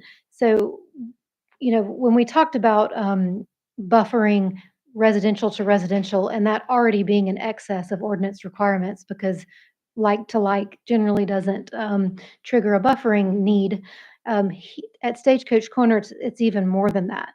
So the area of their neighborhood that we are adjacent to is their own open space, which is already vegetated, as we saw in the Google slide. If it's not vegetated to their liking, it is fully in their control to vegetate it more. So that means that if we were to plant a buffer there, we'd be buffering a vegetated open space area. So that's why that analysis was done. I certainly can't speak to promises or assertions that were made by their realtors or their brokers or sellers in that transaction. As you've heard and know, Mill Creek's been on the books for 30 years, so this was always going to be developed. But we have been careful about keeping the open green space in the areas where it makes sense and appreciating the open space that's on their side of the line, and it was put there for their own purposes of this reason. So we tried to be mindful of all of that. Regarding 9th Street, I wanted to be careful that we make sure we understand it's not a main entrance. It's an entrance, but the whole reason that First Street connection got so much emphasis from me is because that's a big deal to become a main entrance. First Street is where um, more people, as we're told by the traffic modeling and traffic reviewers, more people are going to want to get to First Street than Stagecoach. So will some folks on the far east prefer to go out Ninth to Stagecoach to First? Absolutely, of course. However, adding that First Street connection um, dramatically reduces the use of Ninth Street. And I'll say our initial traffic study didn't show First Street at all. So the entire traffic of the south side can be handled through those other three connection points. And that's the way it was studied. But in the interest of the city at large and the bigger picture, we agreed with staff that First Street was important. So we pursued that. And it's been added to address exactly Mr. Tomlinson's and some others' points that, hey, maybe that's too much on Ninth Street. Maybe we need to disperse this better and think about where people want to be and where they're going. So that's why not only did we work very hard with the adjacent neighbors to ensure that we could stand up here and say, yes, we're going to connect to First Street, but we're doing it very early in the process. So the scenario he described about, well, maybe they don't get to it till the end of phase 3 or perhaps beyond, that can't happen because of the way that condition is worded. We are not allowed to plat more than 100 lots on the south side until that connection is made in one of the various ways that were described in your staff report. So that's controlling for the scenario that Mr. Tomlinson was worried about. Your staff has already thought about that. The traffic study has implemented it and it's been committed to. Let's see. We talked about Stagecoach Corners buffering. We talked about construction, traffic, deteriorating the roads, greenway maintenance. It was asked, so I'll answer, yes, it's a publicly dedicated greenway. So we'll build it, install it, connect it, but then it is dedicated to the city, and that would include maintenance. Let's see, HOA improvements to the north side. I would suggest to you that I think that's more of a HOA conversation between Lennar and us, but I will tell you we are having it. Yes, we understand that amenities are important to the neighborhood, so they're also important to Lennar. So that's a conversation that we felt like was more appropriate if the project gets approved, frankly. But if it does, then that'll be a conversation that continues. But I will say Mill Creek was always designed to be twice as big as it is now. So I think the infusion of 103 more dues paying lots, just as a starting point without even going beyond that statement, is already going to help the amenities situation because the HOA has been running on less than what it was pre-planned and calculated to be able to run on. So I think that we're an asset in that regard. And in a similar vein, I think the golf course experience will also benefit from this. Yes, it's a semi-public private, so I understand you can come on and play for a fee. It's not just the HOA, but the golf course has also been, from what we understand, has not been able to continue and do some of the things it wants to do because it also has never had the full use and population of the surrounding homeowners that were supposed to support it. So we want to keep the golf course. We're not trying to fill it in and develop over it like you see in a lot of places, but also we're trying to bring more people to use it and pay to play on it, become members of the golf club, and keep that asset running and working well. So yes, I understand construction is going to change that experience, as was mentioned. It's not going to be exactly the same. But I do think that the infusion of more people, more players, and more people providing the revenue to keep that up will help the golf course in the long run. I also wanted to point out there's been talk about the changed experience, particularly on the north side, by adding these lots, the traffic on the roads, having homes down there when there weren't any. And while, yes, I can appreciate that, I also want to remind everyone that those homes can be built there by right now. That's already zoned R12 cluster. So, there can be homes there with or without this particular project. I think what's special about this project is that this is not an easy project. It's got a lot of expense in it. to meet all the new requirements and to plan for all the environmental features and to protect the golf course in the ways that are important to the sellers and the current operators of that golf course. So you've got a lot of parameters that we're trying to work within. So what this plan does is, yes, deliver those lots that can already happen, but do so in a way that actually sees the whole development through rather than piecemeal by custom builders, which is just not a model we see anymore for the reasons that I've just stated. It's just become economically very difficult. When you do see it, it's certainly not in a subdivision this large. Let's see. I think that's all the notes I had, but if Caroline, if you feel like you need more input on the traffic or the Lennar aspects, they're here. I had one more question real quick. When I was reviewing this, I had a hard time. I mean, obviously it's huge. It's certainly one of the biggest, if not the biggest, that I've looked at while I've been on the board. And one of the things that made it hard to get my head around was it's not split zoning, obviously, because each lot will have a zone, but the use of the multiple zones within the development made it hard to kind of get a sense of, and also just the sprawling nature of it made it hard to get a sense of what the actual density was going to be. The numbers were split up. Can you talk about like why did Lennar choose to go this way as a cluster development? They had flexibility. They could have kind of picked a density and then had variation from it within the lots. Why did they choose to do it in this particular way? Well, I'll give my rationale and then, I'll let folks add to if they feel necessary. But I think that the districts dictate more than just the density. There's also dimensional standards that interplay with the geometry of how to fit lots in the space. So lot frontages, setbacks, minimum lot coverage, that sort of thing. So by having different districts, you get greater flexibility to make all that work. And here that's even more important because of the odd geometry of these pods we're trying to fit in. So we don't have wide open spaces and, a blank sheet to draw the road as we want it and then create the angles. It's there. We have to work within that. So while we wanted to be able to provide different variability and housing format choices, as I've talked about, that's important as told to us by your comprehensive planning. That's important to the city. That's also what Lennar is really good at. Stephen talked about this. They like master planned communities that offer a lot of different variety and versions of their offerings. So we wanted to be able to come up with districts that do that. And then actually, Mr. Lentz spoke to this element, and he's right.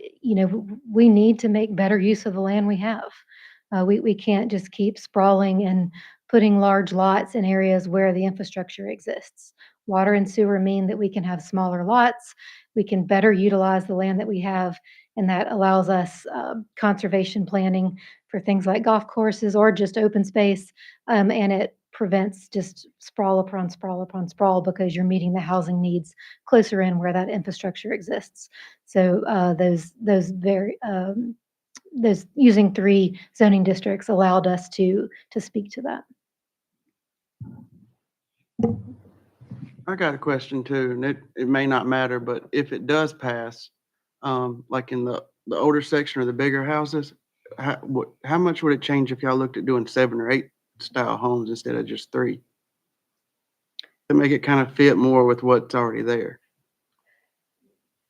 Yeah, I mean, I guess they could look at that. So your question is, how do we better ensure more variability? Just make it, match what's already there a little better. Okay, we can look at that. I think I'm underselling how many different Well, I'm combinations. a builder and too, so I understand okay, like great. you can change the facades and stuff, but still I think Mhm. it would match what's already there a little better if they offered a few more plans maybe. We can look at that. I mean, I don't know how much that affects bottom line. I know the more you can build that are the same, it's cheaper, but I just think it would match what's over there a lot better. few more different options. Okay, thank you for that feedback. One additional comment to consider is I'm back on the end of the Greenway spot where it ends, right across from Kate's Drive or Kate's Farm, excuse me. But right at that point is the Mill Creek Golf Course, their access road that they go into their work There's access to the road. maintenance shed. To the maintenance shed. Yes, ma'am. Which is also, I think there's power lines on that road as well. So could this greenway space be extended through there and around the backside of the Highlands, like where you're seeing the home, like Walter Hagen Drive, like that? Then you would connect, and now you've got a loop that connects this section to here, and the golf, like just a. Eric may be able to shed more light on this, but I will say the willingness or desire to alter or modify the golf course in any way has not. Well, it's not, you're not not touching the been- golf course. I mean, it's not, it's just it's a access road, I believe. I Mhm. don't golf. I just see the sign that's there on First Street that says, Mhm. golf course construction something. Yeah, it's been a sticking point when we've tried to look at that area for other reasons, but, I don't know if Eric knows more about that or, but, I think the point is well taken. We can look at it, but I did just want to throw out there that has been a sticking point, looking at that access for other reasons. And did you say if this project is approved, will all of these houses in both north and south become part of the existing Mill Creek HOA? Or will they have their own HOA?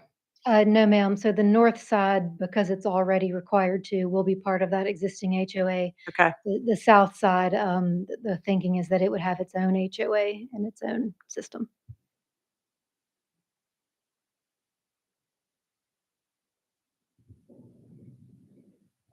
Thank you very much. Thank you. Any other questions for anyone else? Good. All right. Do I have a motion?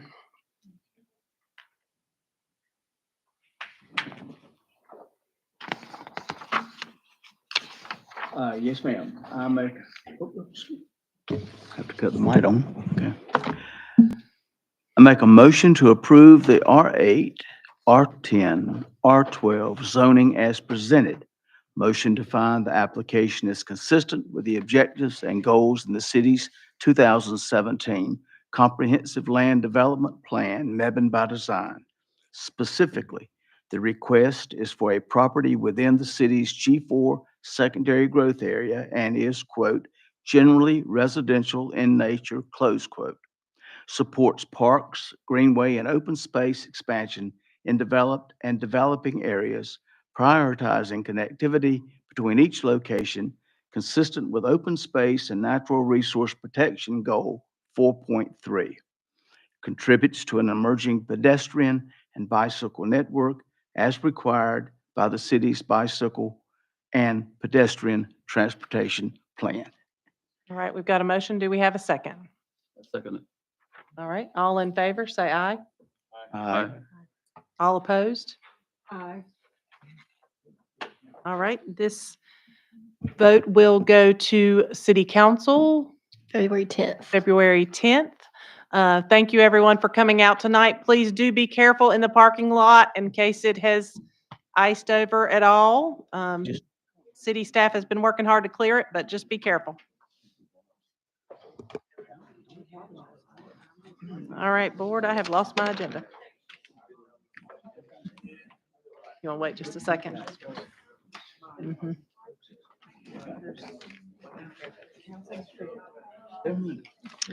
For the board, we just have a few announcements. Okay. We're not done. We're not adjourned. City offices will be closed Monday, January 20th. As approved at your November meeting, and as just mentioned, the council is meeting later than normal. Your February planning board meeting is delayed 1 week to February 17th. Okay. And then we will be holding our second public forum for Mebane 2045. I just learned today it's probably going to be more like late February, possibly early March. So scratch the mid-February on the screen. Okay, great. Thank you. We are adjourned.